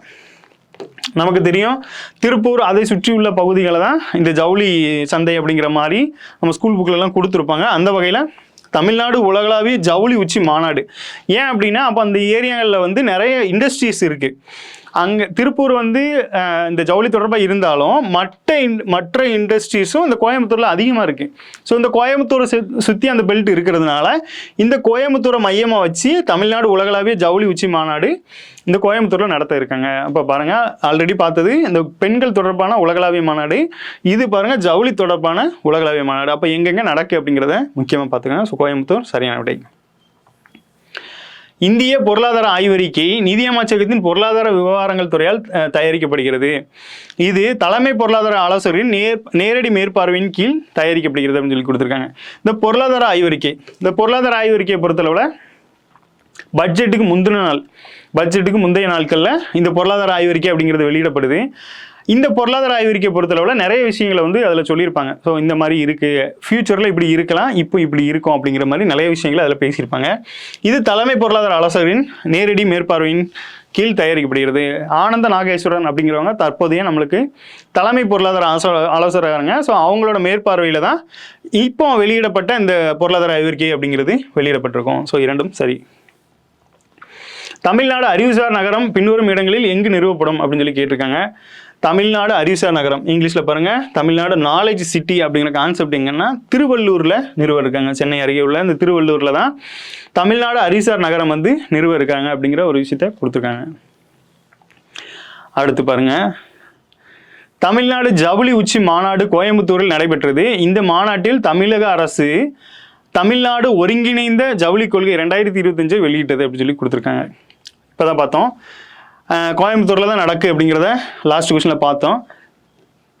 ஒருங்கிணைந்த ஜவுளி கொள்கை 2025க்கான 2025 மற்றும் 26. அப்போ இதை என்னமா எடுத்துக்கலாம், ஃபினான்ஷியல் இயர் அப்படின்னு எடுத்துக்கலாமா. ஸோ இந்த வருஷத்துக்கான இந்த கொள்கையை வந்து அரசு வெளியிட்டிருக்காங்க. இந்த கொள்கை மூலமாக நிறைய தளர்வுகளை கொண்டு வந்திருப்பாங்க. அதன் மூலமாக அந்த வணிகத்தை வந்து பெருக்கிறதுக்கான என்னென்ன வழிகள் உண்டோ அதை கொண்டு வந்திருப்பாங்க. ஸோ இரண்டும் சரி. அடுத்ததாக பாருங்கள், ஊவே சாமிநாத ஐயர் கோபாலகிருஷ்ண பாரதியிடம் இசை கற்றார் அப்படிங்கிற மாதிரியும் நந்தன் சரித்திரம் எழுதியவர் கோபாலகிருஷ்ண பாரதி. ஸோ ரெண்டுமே இந்த தமிழ் சமூகம் சார்ந்து இருக்கிறதுனால ஊவே சாமிநாத ஐயர் அவர்கள் வந்து கோபாலகிருஷ்ண பாரதியிடம் இசை கற்றார். இந்த ஊவே சாமிநாத ஐயர் அப்படின்னு பார்க்கும்போது பிப்ரவரி மாதத்தில் அவரோட பிறந்த தினத்தை தான் பார்த்தீங்கன்னா நம்ம இந்த தமிழ் மறுமலர்ச்சினால தமிழ்நாடு அரசு சமீபத்தில் அறிவிச்சிருந்தாங்க. ஸோ அவர் தொடர்பான அந்த ஆர்டிக்கலில் இந்த மாதிரி ஒரு விஷயத்தை கொடுத்துருக்காங்க. ஸோ கோபாலகிருஷ்ண பாரதியிடம் இசை கற்றார். நந்தன் சரித்திரம் அப்படிங்கிறது கோபாலகிருஷ்ண பாரதி எழுதியது. ஸோ இரண்டும் சரிதான். அடுத்ததாக பாருங்கள், கணியன் பூங்குன்றனார் விருது அயலக தமிழர்களுக்கு வழங்கப்படுகிறது. பிரிவுகள் கல்வி, பெண்கள், வர்த்தகம், சமூக மேம்பாடு, அறிவியல் மற்றும் தொழில்நுட்பம், மருத்துவம் இந்த துறைகள் எல்லாம் வழங்கப்படுது. பாருங்க, கணியன் பூங்குன்றனார் இந்த வார்த்தையை கேள்விப்பட்டிருப்பீங்க. மறைந்த முன்னாள் ஜனாதிபதி ஐயா அப்துல் கலாம் ஐயா அவர்கள் வெளிநாடுல போய் ஒரு மன்றத்தில் இந்த வார்த்தையை சொல்லி, அதாவது யாதும் ஊரே யாவரும் கேளியர், இந்த கிளாசிக்கல் லாங்குவேஜ் கணியன் பூங்குன்றனார் அப்படிங்கிற மாதிரி சொல்லியிருப்பாங்க. புறநானூறு அப்படிங்கிறதையும் இது பண்ணியிருப்பாங்க. ஸோ அந்த வகையில் இந்த விருது வந்து அயலக தமிழர்களுக்காக வழங்கப்படுகிறது. இது எதுக்காக சொன்னேன் அப்படின்னா, இந்த இதை லிங்க் பண்ணிக்கோங்க. ஸோ வந்து ஐயாவும் வெளிநாட்டில் போய் தான் பேசியிருப்பாங்க. ஸோ அந்த அயலக தமிழர்களுக்கு ஏன் வழங்கப்படுதுன்னா, யாதும் ஊரே யாவரும் கேளியர், எங்கே இருந்தாலும் என்னோட சகோதரர்கள் தான் அப்படிங்கிற மாதிரி. ஸோ யார் யாருக்கெல்லாம் வழங்கப்படுது அப்படின்னா, இந்தந்த துறைகளில் ஸ்பெஷலிஸ்ட்டாக இருக்கிறவங்களுக்கு வழங்கப்படுது. நம்ம இந்தியாவிலுமே பார்த்தீங்கன்னா விருதுகள் பத்மஸ்ரீ, பாரத ரத்னா, பெரிய பெரிய விருதுகள்லாம் வழங்குறாங்களே. ஸோ அதே மாதிரி தான் இந்த விருதும் வழங்கப்படுது. அடுத்து பாருங்க, கீழ்கண்டவர்களில் யாருக்கு திருவள்ளுவர் விருது 2026 வழங்கப்பட்டுள்ளது அப்படின்னு சொல்லி கேட்டிருக்காங்க. சமீபத்தில் இந்த தமிழ்நாடு அரசு சார்ந்த விருதுகள் நிறைய வழங்கப்பட்டிருப்பாங்க.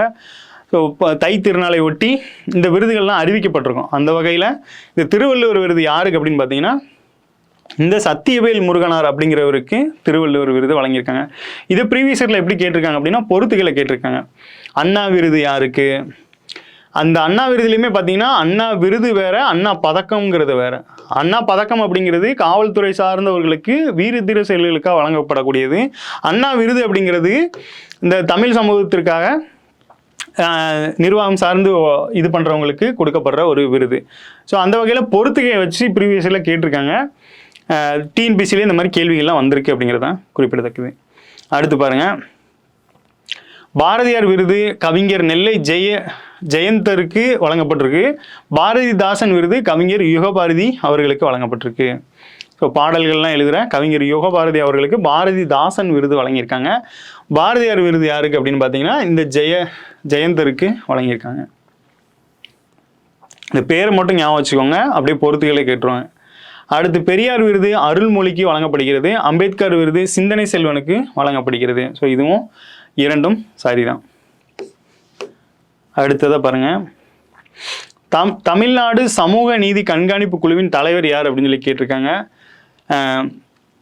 தமிழ்நாடு சமூக கண்காணிப்பு குழுவின் தலைவர் யார் அப்படின்னு பார்த்தீங்கன்னா, சுபவீர பாண்டியன் அவர்கள். ஸோ திராவிட கழகத்தை சேர்ந்த சுபவீர பாண்டியன் அவர்கள் தான் தமிழ்நாடு சமூக நீதி கண்காணிப்பு குழுவோட தலைவராக இருக்காங்க. பின்வருவனற்றுள் 2026 ஆண்டிற்கான அண்ணா விருதினை பெற்றவர் யார் அப்படின்னு சொல்லி கேட்டிருக்காங்க. அண்ணா விருது திராவிட முன்னேற்ற கழகத்தை சார்ந்த மூத்த தலைவரான துரைமுருகன் அவர்களுக்கு தான் இந்த அண்ணா விருது வந்து வழங்கப்பட்டிருக்கு. அடுத்ததாக பாருங்க, தமிழ்நாடு அரசு செம்மொழி இலக்கிய விருது என்ற பெயரில் ஒரு தேசிய அளவிலான இலக்கிய விருதை நிறுவியுள்ளது. முதல் கட்டமாக இந்த விருது தமிழ், தெலுங்கு, கன்னடம், மலையாளம், ஒடியா, பெங்காலி, மராத்திய ஆகிய மொழிகளுக்கு 5 லட்சம் ரூபாய் ரொக்க பரிசோடு இது வழங்கப்படும். சமீபத்தில் வந்து பார்த்தீங்கன்னா இந்த செம்மொழி இலக்கிய விருது, அதாவது என்ன ஆச்சு அப்படின்னா, சாகித்ய அகாடமி விருது வந்து நிறுத்தி வைக்கப்பட்டிருந்துச்சு. ஸோ விருது வந்து அறிவிக்கப்பட்டு நிப்பாட்டி வச்சிருந்ததுனால தமிழ்நாடு அரசு ஒரு அறிவிப்பை வெளியிடுறாங்க. ஸோ நாங்கள் வந்து செம்மொழி இலக்கிய விருது ஒன்று அறிவிச்சிருக்கோம். அதன் பேரில் தேசிய அளவில் இந்த சாகித்ய அகாடமி விருது எப்படி வழங்குறாங்களோ அதை மாதிரி தேசிய இலக்கிய விருது நிறுவியிருக்கோம். இந்த விருது வந்து முதல் கட்டமாக ஃபஸ்ட்டு பேச என்னென்னா, இந்த லாங்குவேஜில் தமிழ், தெலுங்கு, கன்னடம், மலையாளம், ஒடியா, பெங்காலி, மராத்திய மொழிகளை 5 லட்சம் ரூபாய் ரொக்க பரிசோடு இந்த விருது வந்து வழங்கப்படும் அப்படின்னு சொல்லி அறிவிப்பு வெளியிட்டிருந்தாங்க. ஸோ அதன்படி கேள்வி எழுப்பப்பட்டிருக்கு. அடுத்ததாக பாருங்கள், பின் வருவனவற்றில் 2026ஆம் ஆண்டிற்கான திருவிக்கா விருதை பெற்றவர் யாருன்னு கேட்டிருக்காங்க. இறை என்பவர்கள். திருவிக்கா விருது, திருவிக்காவை பொறுத்தளவில் தமிழில் தவிர்க்க முடியாத ஒரு நபர் தான் இந்த திருவிக்கா. அதன்படி இந்த இறை என்பு யார், அவர் யாருன்னு பார்த்தீங்கன்னா, நம்மளுக்கு முந்தைய ஆண்டுகளில் பார்த்தீங்க அப்படின்னா தலைமைச் செயலராக இருந்தாங்க. தமிழ்நாட்டு அரசோட தலைமைச் செயலராக இருந்த இறை என்பு அவர்களுக்கு தான் அந்த திருவிக்கா விருதை வந்து அரசு அறிவிச்சிருக்காங்க. ஸோ இவங்க நல்ல மோட்டிவேஷன் பேச்சாளர், அப்புறம் வந்து இளைஞர்களுக்கான பேச்சாளர். அடுத்ததாக பாருங்கள், பின்வருவர்களில் 2026ஆம் ஆண்டிற்கான கலைஞர் விருதை பெற்றவர் யார் அப்படின்னு சொல்லி கேட்டிருக்காங்க. யார் அப்படின்னு பார்த்தீங்கன்னா, விடுதலை விரும்பி அப்படிங்கிறவர் தான் 26ஆம் ஆண்டுக்கான கலைஞர் விருதை பெற்றிருக்காங்க. விடுதலை விரும்பி. அடுத்ததாக பாருங்கள், அபிதான சிந்தாமணி என்பது சிங்காரவேல முதலியாரால் தொகுக்கப்பட்ட ஒரு தமிழ் மொழி களஞ்சியமாகும். மதுரை தமிழ் சங்கத்தால் 1910 வெளியிடப்பட்ட இதன் முதல் பதிப்பு 1000க்கும் மேற்பட்ட பக்கங்களை கொண்டிருந்தது அப்படின்னு சொல்லி கொடுத்துருக்காங்க. அபிதான சிந்தாமணி அப்படிங்கிறது சிங்காரவேலு அவர்களோட தொகுக்கப்பட்ட ஒரு தமிழ் மொழி களஞ்சியம் அப்படின்னு சொல்லியிருக்காங்க. ஸோ தொகுக்கப்பட்டது தான், சரிங்களா, தொகுக்கப்பட்ட ஒரு கலை களஞ்சியம். அடுத்து இது வந்து மதுரை தமிழ் சங்கத்தால் 1910 வெளியிடப்பட்ட இதன் பதிப்பு 1000க்கும் மேற்பட்ட பக்கங்களாம். பாருங்கள், ஒரு புக்கு வந்து 100 பக்கம் இருந்தாலும் பெருசாக இருக்கும், அதில் 1000 பக்கங்களும் மேலே இருந்திருக்கு. ஸோ இது ரெண்டு சரிதான். அடுத்ததை பாருங்கள், கீழ்கண்டவர்களில் யார் கோட்டை அமீர் சமூக நல்லிணக்க விருதை பெற்றிருக்கிறார் அப்படின்னு சொல்லி கேட்டிருக்காங்க. யார் அப்படின்னு பார்த்தீங்கன்னா, இந்த கலிமுலா அப்படிங்கிறவர் தான் இந்த வருஷத்துக்கான சமீபத்தில் அறிவிக்கப்பட்ட இந்த கோட்டை அமீர் சமூக நல்லிணத்திற்கான விருதை பெற்றிருக்காங்க. இதுவும் தமிழ்நாடு அரசால் தான் வழங்கப்படுது. ஸோ இந்த வகையில் இவங்க வந்து பெற்றிருக்காங்க. கலிமுலா அப்படிங்கிறவர். இந்த காதல் முகைதீன் அப்படிங்கிறவர் லாஸ்ட் டைம் வாங்கியிருப்பாங்க. கீழ்கண்டவரில் யார் நாராயணசாமி நாயுடு நெல் உற்பத்தி திறன் விருதை பெறுவார்கள் அப்படின்னு சொல்லி கொடுத்துருக்காங்க. யார் அப்படின்னு பார்த்தீங்கன்னா, இந்த அருள்மொழி அப்படிங்கிறவங்க தான் இந்த நெல் உற்பத்திக்கான, இந்த நெல் ஆராய்ச்சியில் முக்கியமானவர் தான் இந்த நாராயணசாமி நாயுடு அப்படிங்கிறவர். ஸோ அவங்க பேரில் இந்த நெல் உற்பத்தி திறனை ஊக்குவிக்கும் விதமாக அருள்மொழி அவர்களுக்கு வந்து இந்த விருதை வந்து அரசு வழங்குறாங்க. இதே மாதிரி நம்மாழ்வார் அவர்கள் விருதும் வழங்கப்படுது. ஸோ அதுவுமே கொஸ்டினாக கேள்வியாக கேட்கப்படுது. அடுத்து பாருங்கள், திருஷ்ணா அப்படிங்கிறது thermal infrared imaging satellite for high resolution natural resource assignment அப்படிங்கிறது. ஸோ அப்ரிவேஷன் நம்மளுக்கு நிறையவே வந்துட்டுருக்கு. அந்த வகையில் இது ரீசெண்டாக இந்த இஸ்ரோ தொடர்பான ஒரு விஷயம்தான், கொலாபரேஷனில் பண்ணப்பட்ட ஒரு விஷயம். அடுத்து பாருங்கள், டிசம்பர் 2025 காலமான வங்காளதேசத்தின் முதல் பெண் பிரதமர் யார் அப்படின்னு சொல்லி கேட்டிருக்காங்க. பேகம் கலிதா ஜியா அப்படிங்கிறவங்க. வங்காளதேசத்தில் இன்னைக்கு நிலைமைக்கு வன்முறைகள் நிறைய வந்துட்டு இருக்க நிலைமையில அந்த டைம்லேயே பார்த்தீங்க அப்படின்னா முன்னாடி வந்து முதல் பெண் பிரதமராக பதவியேற்றிருக்காங்க. ஸோ அவங்க சமீபத்தில் இறந்து போனாங்க. ஸோ அந்த வகையில் அவங்கள வச்சு கேள்வியை கேட்டிருக்காங்க. அடுத்து பாருங்கள், எந்த நாடு கொட்டாத தேனீகளுக்கு சட்டப்பூர்வ உரிமைகளை வழங்கியுள்ளது? சமீபத்தில் வந்து பெரு அப்படிங்கிற ஒரு நாடு வந்து பார்த்திங்கன்னா தென் அமெரிக்க நாடுகளில் ஒன்று தான் இந்த பெரு. இந்த நாடு வந்து என்ன பண்ணியிருக்காங்க அப்படின்னா, தேனீக்களுக்கு, கொட்டாத தேனீகளுக்கு வந்து சட்டப்பூர்வ உரிமைகளை, ரோபாக்களுக்கு குடியுரிமையை வழங்கின மாதிரி இந்த தேனீக்களுக்கு சட்டப்பூர்வ உரிமைகளை வழங்கியிருக்காங்க. அடுத்ததை பாருங்கள், நியூயார்க் மேயர் சோக்ரான் மம்தானி எந்த அரசியல் கட்சியை சார்ந்தவர்? இவர் வந்து பார்த்தீங்கன்னா முதல் இஸ்லாமிக் மேயர்னு சொல்லப்படுறாங்க. அமெரிக்காவை பொறுத்தளவில் இந்த மாகாணங்கள் இருக்கும், மாகாணங்களோட தலைவர்கள் தான் இந்த மேயர்கள். ஸோ இந்த மேயர்களை பொறுத்தளவில் முதல் இஸ்லாமிக் மேயர் அப்படின்னும், இவர் இந்தியா வம்சாவளி சார்ந்தவர்னும் பேசப்பட்ட நிலைமையில் இவர் எந்த கட்சியை சார்ந்தவர் அப்படின்னா ஜனநாயக கட்சி, இங்கிலீஷில் பார்த்தீங்கன்னா டெமோக்ராட்டிக் பார்ட்டியை சார்ந்தவர். அங்கே 2 கட்சி தான் இருக்கும், ஒன்று குடியரசுக் கட்சி, இன்னொன்று வந்து ஜனநாயக கட்சி. அந்த வகையில் இந்த ஜனநாயக கட்சியை சார்ந்தவர் தான் இந்த மம்தானி அப்படிங்கிறவர். அடுத்து பாருங்க, பின்வரும் நாடுகளில் எந்த நாடு யூரோவை தனது நாணயமாக அதிகாரப்பூர்வமாக ஏற்றுக்கொண்டது அப்படின்னு சொல்லி கேட்டிருக்காங்க. எந்த நாடு அப்படின்னு பார்த்தீங்கன்னா பல்கேரியா அப்படிங்கிறது தான் அந்த நாடு வந்து சமீபத்தில் யூரோவை வந்து தனது நாணயமாக ஏற்றுக்கொண்டிருக்காங்க. இந்த நாணய அரசியல்னு ஒன்று நடக்கும். என்ன அப்படின்னு பார்த்தீங்கன்னா, வேர்ல்டு ட்ரேடு எல்லாமே டாலரில் தான் நடக்கணும் அப்படின்னு சொல்லி அமெரிக்கா வந்து அழுத்தம் கொடுப்பாங்க. அந்த வகையில் அந்தந்த ரீஜியனில் உள்ள நாணயங்கள் அந்தந்த நாடுகளுக்கு முக்கியமாக இருக்கும். இந்த வகையில் இந்த பல்கேரியா வந்து சமீபத்தில் இந்த யூரோவை வந்து தங்களோட நாணயமாக அங்கீகரிக்கப்பட்டிருக்கு. பின்வருவனற்றில் வெனிசுலாவின் தலைநகரம் எது அப்படின்னு சொல்லி கேட்டிருக்காங்க. வெனிசுலாவோட தலைநகரம் ஏன் அப்படின்னா கராக்கஸ் அப்படிங்கிறது தான் வெனிசுலாவோட தலைநகர். சமீபத்தில் செய்திகளை பார்த்துருப்பீங்க, வெனிசுலாவோட அதிபரை கைது செய்து அவங்கள அமெரிக்காவில் வச்சுருக்காங்க. என்ன ரீசன் சொல்லியிருக்காங்க அப்படின்னா போதைப் பொருளுக்கு வந்து அந்த நாட்டோட அதிபரே உடந்தையாக இருந்ததா சொல்லி அமெரிக்க அதிபரோட ஆணையின் பேரில் அவரை கைது பண்ணி சிறையில் அடைச்சிருக்காங்க. இந்த வெனிசுலாவை சேர்ந்த ஒரு பெண்மணிக்கு தான் சமீபத்தில் வந்து அமைதிக்கான நோபல் பரிசு வந்து கிடச்சிருக்கும். ஸோ அந்த வகையில் இந்த கராக்காஸ் அப்படிங்கிறது வெனிசுலா. இது நமக்கு எப்படி கேட்டிருப்பாங்க அப்படின்னா ப்ரீவியஸில் பார்த்தீங்கன்னா எஸ்ஏ எக்ஸாமில் வந்து இதில் கேட்டிருப்பாங்க, என்னென்னா அந்த ரஷ்யா உக்ரைன் போகிறப்போ அதோட தலைநகர் என்ன அப்படிங்கிற மாதிரி கேட்டிருப்பாங்க. ஸோ அந்த மாதிரி இந்த வெனிசுலாவை பற்றி கேட்டாங்க அப்படின்னா அதோட தலைநகர் என்னன்னா இந்த கராக்கஸ் அப்படிங்கிறது. அடுத்து உலக பிரெய்லி தினம் என்று அனுசரிக்கப்படின்னு கேட்டிருக்காங்க. ஜனவரி 4. இந்த பார்வையற்றோர்களுக்காக அவங்க தொட்டு உணரக்கூடிய அந்த எழுத்துக்கள் தான் இந்த பிரெய்லின்னு சொல்லப்படுது. ஸோ அவங்களுக்கு விழிப்புணர்வு ஏற்படுத்தும் விதமாகவும் அவங்களுக்கு நிறைய நல்லது பண்ணணும்னு நினச்சி இந்த உலக பிரெய்லி தினத்தை செலிப்ரேட் பண்ணிட்டு வராங்க. ஸோ இன்னைக்கு அப்படின்னு பார்த்தீங்கன்னா ஜனவரி 4 தான் இந்த உலக பிரெய்லி தினம். அடுத்ததாக பாருங்கள், கேலோ இந்தியா கடற்கரை விளையாட்டு போட்டிகள் எங்கே நடைபெறும் அப்படின்னு சொல்லி கேட்டிருக்காங்க. கேலோ இந்தியா கடற்கரை விளையாட்டு, கேலோ இந்தியா அப்படிங்கிறது இந்தியாவில் ஒரு முக்கியமான விளையாட்டு. அந்த விளையாட்டுலேயே ஒரு பிரிவு தான் இந்த கடற்கரை விளையாட்டு போட்டி. இந்த விளையாட்டு போட்டிகளில் அந்த பீச் வாலிபால், பீச் ஃபுட்பால் அந்த மாதிரி நடக்கும். இந்த போட்டி சமீபத்தில் எங்கே நடந்திருக்கு அப்படின்னு பார்த்தீங்கன்னா இந்த தாத்ரா நாகர் ஹைவேலி மற்றும் டாமன் மற்றும் டையோ அப்படிங்கிறது. ஸோ இந்த பகுதி எங்கே இருக்கும் அப்படின்னு பார்த்தீங்கன்னா குஜராத்துக்கும் மகாராஷ்டிராவுக்கும் நடுவில் உள்ள பகுதிகள் தான். ஸோ இங்கே தான் வந்து இந்த கடற்கரை விளையாட்டு போட்டி நடக்குது. அடுத்ததாக பாருங்கள், பின்வரும் கூற்றுகளை கவனிங்கள். வெனிசுலாவின் தலைநகரம் கராக்காஸ், இப்போ தான் பார்த்தோம். வெனிசுலாவோட நாணயம் பொலிவர். ஏன் சமீபத்தில் இது வருதுன்னா அந்த நாட்டோட அதிபரை அமெரிக்க அரசு வந்து கைது பண்ணி வச்சுருக்காங்க. தற்காலிக அதிபராக அந்த நாட்டோட துணை அதிபர் வந்து பதவியேற்றிருந்தாங்க. அடுத்து பாருங்கள், சமீபத்தில் சீனாவை விஞ்சி உலகின் மிகப்பெரிய அரிசி உற்பத்தியாளர் மாடிய நாடு எது அப்படின்னு கேட்டிருக்காங்க. இந்தியா தான். பாருங்கள், அரிசியில் வந்து இது நாள் வரைக்கும் சீனா தான் நம்பர் 1 இருந்திருக்காங்க. சமீபத்தில் சீனாவை பீட் பண்ணி இந்தியா வந்து நம்பர் 1 பிளேஸ்க்கு வந்திருக்காங்க. இதுலனா அரிசி உற்பத்தியில். அடுத்ததை பாருங்கள், தேசிய இளைஞர் தினம் எப்போ அப்படின்னு பார்த்தீங்கன்னா ஜனவரி 12. நமக்கு நல்லா தெரியும், சுவாமி விவேகானந்தர் அவர்களோட பிறந்த நாளை ஒட்டி தான் இந்த தேசிய இளைஞர் தினம் கொண்டாடப்படுகிறது. ஏன் அப்படின்னா அவங்க வந்து இளைஞர்களை இது பண்ண விழிப்புணர்வோடு இருக்கிற தினமாக நிறைய விஷயங்கள் பேசியிருக்காங்க. ஸோ அந்த வகையில் தேசிய இளைஞர் தினமாக இந்த ஜனவரி 12 வந்து செலிப்ரேட் பண்ணப்படுது. அடுத்ததாக பாருங்கள், கிரீன்லாந்தோட தலைநகரம் எதுனா நூக் அப்படிங்கிறது. கிரீன்லாந்து டென்மார்க்கின் கட்டுப்பாட்டின் கீழ் வருகிறது. இதுவும் சமீபத்தில் நடந்த ஒரு உலக அரசியல். கிரீன்லாந்து அப்படிங்கிறது ஒரு தீவு நாடு, இது சுற்றி கடல் இருக்கும். இங்கே வந்து கனிம வளங்கள் அதிகமாக இருக்கிறதுனாலும் அந்த நாட்டை வந்து அமெரிக்கா அந்த நாட்டை வந்து அந்த கனிம வளங்கள் தேவைக்காக அந்த நாட்டை கைப்பற்ற நினச்சாங்க.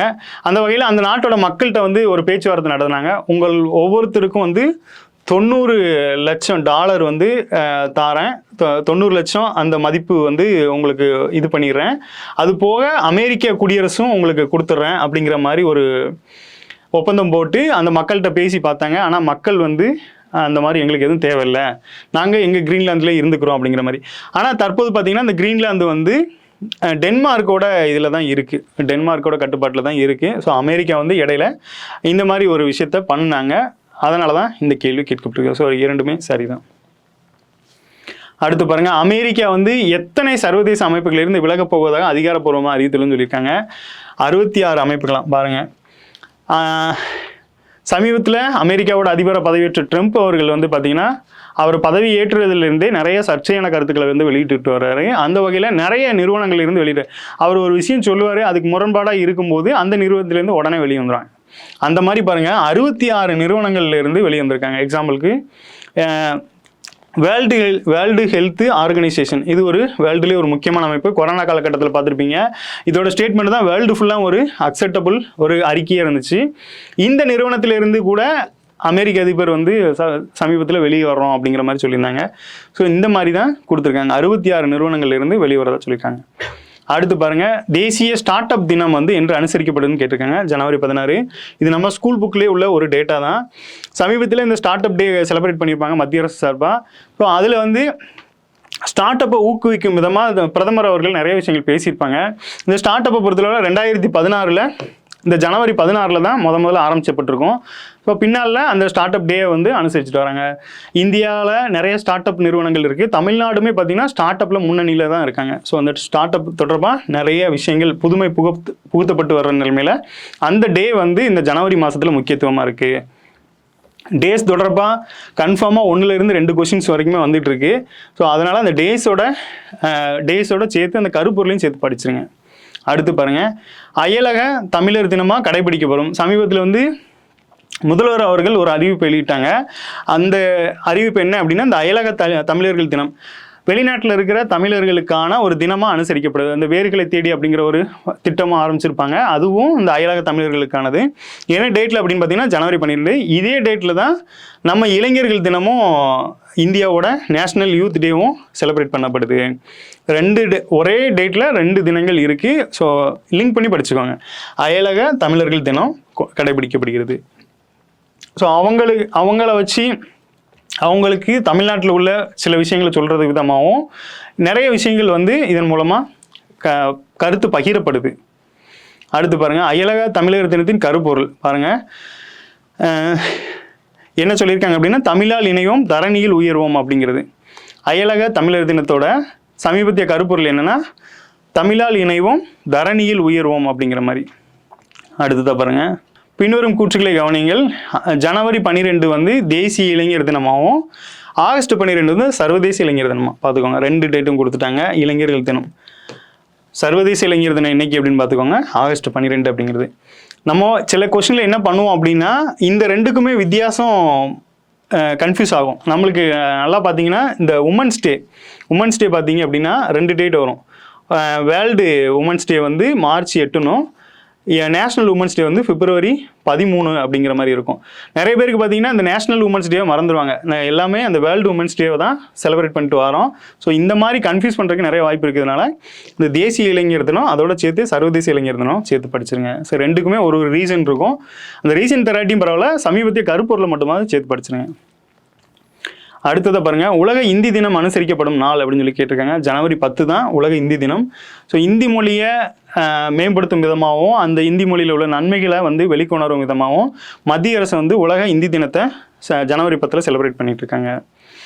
அடுத்து பாருங்கள், சர்வதேச பட்டம் திருவிழா 2026 எங்கே நடைபெற்றதுன்னு கேட்டிருக்காங்க.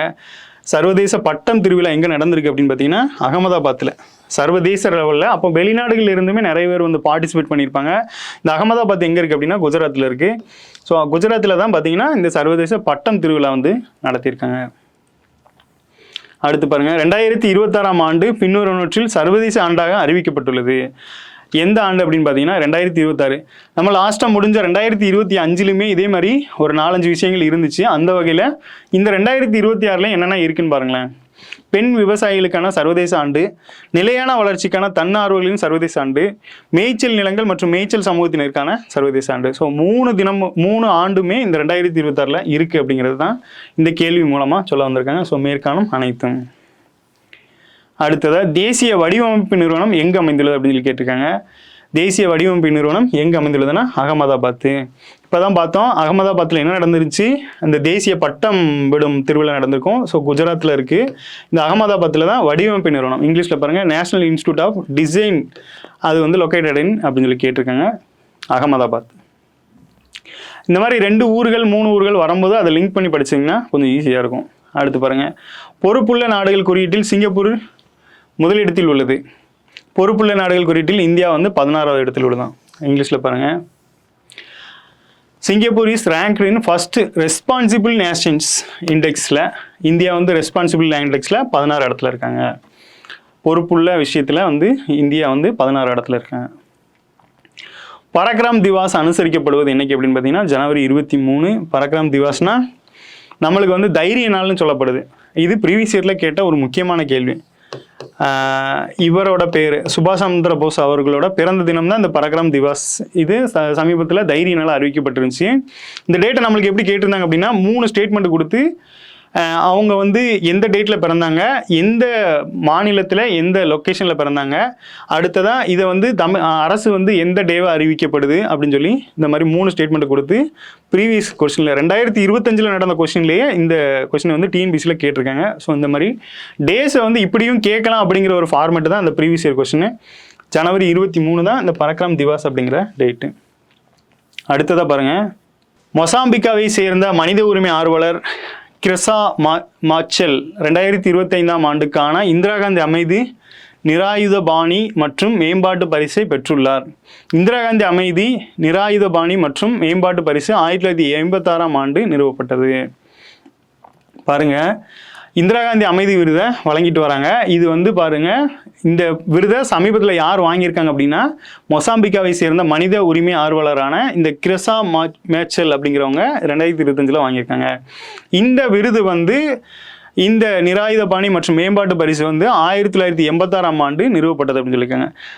நம்மளுக்கு வந்து நல்லா தெரியும், 1984 தான் மறைந்த பிரதமர் இந்திரா காந்தி அவர்கள் வந்து படுகொலை செய்யப்பட்டிருப்பாங்க. ஸோ சுட்டு கொண்டிருப்பாங்க. அந்த வகையில் இந்த வருஷத்துலேருந்து ஒரு 2 வருஷம் கழிச்சு தான் அவங்க நினைவாக இந்த அமைதி விருதை வந்து தொடங்கியிருக்காங்க. ஸோ மேம்பாட்டு பரிசை வந்து தொடங்கியிருக்காங்க. அதன்படி வருடம் கொடுக்குற நிலைமையில் இந்த வருஷத்துக்கான 2025க்கான விருதை யார் வாங்கியிருக்கா அப்படின்னு பார்த்தீங்கன்னா இந்த மொசாம்பிக்காவை சேர்ந்த இந்த கிரெசா மெச்சல் அப்படிங்கிறவங்க இந்த விருதை வாங்கியிருக்காங்க. இது சமீபத்தில் வழங்கப்பட்டதுனால கேள்வியாக வந்திருக்கு. ஆசிய உற்பத்தி குறியீடு AMI 2026 இந்தியாவோட தரம் என்னன்னு கேட்டிருக்காங்க. 6வது இடத்துல இருக்காங்க ஆசிய உற்பத்தி குறியீடு. ஆசிய உற்பத்தி குறியீடுனா ஏஷியன் லெவலில் உள்ள அந்த நாடுகளிடையே உள்ள உற்பத்தி குறியீடை தான் குறிக்கும். ஸோ அந்த வகையில் AMI அப்படிங்கிற ஒரு ரிப்போர்ட்டை வெளியிட்டிருக்காங்க. அதில் வந்து இந்தியா வந்து 6வது இடத்துல இருக்காங்க. எந்த குறியீடாக இருந்தாலுமே அதில் நம்பர் 1 யார் இருக்காங்க, இந்தியா எத்தனாவது இடத்துல இருக்குது அப்படின்னு பார்த்துக்கிட்டாலே போகும். இந்திரா காந்தி பரிசுக்கு பின்வரும் துறைகளில் வழங்கப்படும் பங்களிப்புகளை அங்கீகரிக்கப்படுகிறது அப்படின்னு சொல்லி கேட்டிருக்காங்க. இந்த நினைவு பரிசு இப்போ தான் பார்த்தோம். அதில் வந்து எந்தெந்த துறை அப்படின்னு பார்த்தீங்கன்னா அமைதி, நிராயுத பணியாக்கல் மற்றும் வளர்ச்சி. பாருங்கள், பீஸ், டிசர்மெண்ட் அண்டு டெவலப்மெண்ட் அப்படின்னு சொல்லி கொடுத்துருக்காங்க. அடுத்து பாருங்கள், இதுவும் சமீபத்தில் கேட்ட ஒரு கேள்வி. இது வந்து ஒவ்வொரு வருடமும் பார்த்திங்கன்னா இந்த குடியரசு தினத்தை ஒட்டி அறிவிக்கப்படுற இந்த முக்கியமான இந்தியாவோட விருதுகள். இந்த விருதை லாஸ்ட் டைம் எப்படி கேட்டிருந்தாங்க அப்படின்னா இந்த விருதுகளோட பேர்களை கொடுத்து இதை அதாவது அதோட அந்த அடிப்படையில் எழுதுங்க அப்படின்னா அந்த பத்ம விருது அப்படின்னு பார்க்கும்போது பாரத ரத்னா தான் உயர்ந்த இடத்துல இருக்கும். ஸோ அதன் கீழே விபூஷன், பூஷன், ஸ்ரீ அப்படிங்கிற மாதிரி வரும். ஸோ இதை வரிசைப்படுத்த சொல்லியிருந்தாங்க. அதோட ஆர்டர் படி பண்ணுங்க அப்படின்னு சொல்லி ப்ரீவியஸ் இயரில் குரூப் 4 கேட்டிருந்தாங்க. ஸோ அதன்படி சமீபத்தில் அறிவிக்கப்பட்டபடி 5 பேருக்கு பத்ம விபூஷனும் 13 பேருக்கு பத்ம பூஷன் விருதும் 113 பேருக்கு பத்மஸ்ரீ விருதும் வழங்கியிருக்காங்க. இதில் தமிழ்நாடு சார்ந்தவங்களை தான் நம்மளுக்கு கேட்பாங்க. இதில் தமிழ்நாடு சார்ந்ததில் அவங்க துறை சார்ந்து இது வந்து இந்த விருதுகள் வந்து கலை, இலக்கியம், பண்பாடு, விளையாட்டு போன்ற எல்லா துறைகளுக்குமே வழங்கப்படுறதுனால இந்த தமிழ்நாடு சார்ந்து யார் யாரெல்லாம் வாங்கியிருக்காங்க அப்படிங்கிற ஒரு பேரை பார்த்து வச்சுக்கலாம். ஸோ இதுவுமே ப்ரீவியஸில் கேட்டிருக்காங்க. அதுமாரி ஸ்போர்ட்ஸ் ரிலேட்டடாகவும் நிறைய கேட்டிருக்காங்க. ஸோ இந்த விருதுகள் சார்ந்து கண்டிப்பாக ஒரு கொஸ்டின் இருக்கும். அதன்படி பார்த்தீங்க அப்படின்னா எல்லாமே சரிதான். ஸோ இதில் கொடுத்துருக்கப்படி மொத்தம் 129 கிட்ட கொடுத்துருப்பாங்க. ஸோ பத்ம பூஷன்கிறது 5, பத்ம விபூஷன் தான் 5, பூஷன் வந்து 13, பத்மஸ்ரீ வந்து 113. அடுத்ததாக பாருங்கள், பத்ம விபூஷன் விருது விதிவிலக்கான மற்றும் சிறப்பான சேவைகளுக்காக வழங்கப்படுகிறது. பத்மபூஷன் விருது உயர்மட்ட சிறப்பான சேவைக்காக வழங்கப்படுகிறது. பத்மஸ்ரீ விருது எந்த ஒரு துறையிலும் சிறப்பான சேவைகளுக்காக வழங்கப்படுகிறது. ஸோ இந்த மாதிரி இந்தந்த விருதுகள் வந்து என்னென்ன மாதிரி கிரிட்டீரியாவில் கொடுக்கப்படுது அந்த மாதிரி ஒரு இது வச்சுருப்பாங்க. ஸோ அந்த அடிப்படையில் தான் அந்த விருதுகள் வந்து வழங்கப்படுது அப்படின்னு சொல்லியிருக்காங்க. ஸோ அனைத்தும் சரி. அடுத்து, இந்த ஆண்டு தமிழகத்திலிருந்து எத்தனை பேர் வந்து பத்ம விருதுகளை பெற்றுள்ளன இப்போ தான் சொன்னேன். ஸோ தமிழ்நாட்டிலேருந்து யார் வாங்கியிருக்காங்க அப்படிங்கிறது தான் குறிப்பிடும்படியாக இருக்கும். அந்த வகையில் பத்ம பூஷன் வந்து 2 பேர் வாங்கியிருக்காங்க. பத்மஸ்ரீ வந்து 11 பேர் வாங்கியிருக்காங்க. ஸோ அப்போ இந்த நேமை வந்து கொஞ்சம் பார்த்து வச்சுக்கிட்டோன்னா எக்ஸாமுக்கு யூஸ்ஃபுல்லாக இருக்கும். ஸோ பொறுத்துக்கையில் வச்சுருவாங்க, யார் யார் என்ன துறை சார்ந்தவங்க அப்படின்னு சொல்லி வச்சுருவாங்க. அடுத்து பாருங்கள், தேசிய மக்கனா வாரியத்தின் தலைமையகம் எங்கே அமைந்துள்ளதுன்னு கேட்டிருக்காங்க. இது வந்து லாஸ்ட்டாக போடப்பட்ட பட்ஜெட்டில் அறிவிக்கப்பட்ட ஒரு மையம், அதாவது ஒரு வாரியம். இந்த வாரியம் வந்து அமைக்கப்படும் அப்படின்னு சொல்லி போன பட்ஜெட்டில் இது பண்ணியிருப்பாங்க, பட்ஜெட்டில் அறிவிப்பு வெளியிட்டிருப்பாங்க. அதன்படி இந்த பூர்ணியா அப்படிங்கிற இடத்துல பீகாரில் வந்து இந்த வாரியத்தை வந்து அமைச்சிட்டாங்க. அடுத்து தேசிய பெண் குழந்தைகள் தினம் என்னைக்கு அனுசரிக்கப்படுது அப்படின்னா இந்த ஜனவரி 24. பெண் குழந்தைகளோட கல்வி மேம்பாட்டை வலியுறுத்தியும் பெண் குழந்தைகள் பாதுகாப்பை முன்னிறுத்தியும் இந்த பெண் குழந்தைகள் தினம் அனுசரிக்கப்படுகிறது. மெயினாக பெண் குழந்தைகளோட அந்த இதுதான் அவங்களோட பாதுகாப்பு, அவங்களோட கல்வி தான் முக்கியமானது. அடுத்ததாக பாருங்கள், சமீபத்தில் இந்தியாவின் 22வது சுதந்திர வர்த்தக ஒப்பந்ததாரராக மாறிய சர்வதேச அமைப்பு எது அப்படின்னு சொல்லி கேட்டிருக்காங்க. FTA, ஃபாரின் ட்ரேடு அக்ரிமெண்ட் அப்படிங்கிறது தான். ஸோ இதன்படி பார்த்தீங்க அப்படின்னா யூரோப்பிய யூனியன் தான். ஏன்னா நம்ம லாஸ்ட்டாக பார்த்துருப்பீங்க என்னென்னா, அந்த குடியரசு தினத்துக்கு வந்து நம்மளோட விருந்தினரே பார்த்தீங்கன்னா இந்த ஐரோப்பிய ஒன்றியத்தோட தலைவர்கள் தான். ஸோ அவங்க வந்ததன் மூலமாக இந்த ஒப்பந்தம்லாம் கையெழுத்தாயிருக்கு. அதன்படி பார்த்தீங்கன்னா 22வது சுதந்திர வர்த்தக ஒப்பந்ததாராக மாறியிருக்காங்க இந்த ஐரோப்பிய யூனியன் அப்படிங்கிறவங்க. ஐரோப்பிய யூனியனோட தலைவர்கள் தான் நம்மளுக்கு விருந்தினராக வந்திருந்தாங்க. அதனால இந்த FTA ட்ரேடோட ஒப்பந்தத்தில் கையெழுத்திட்டிருக்காங்க.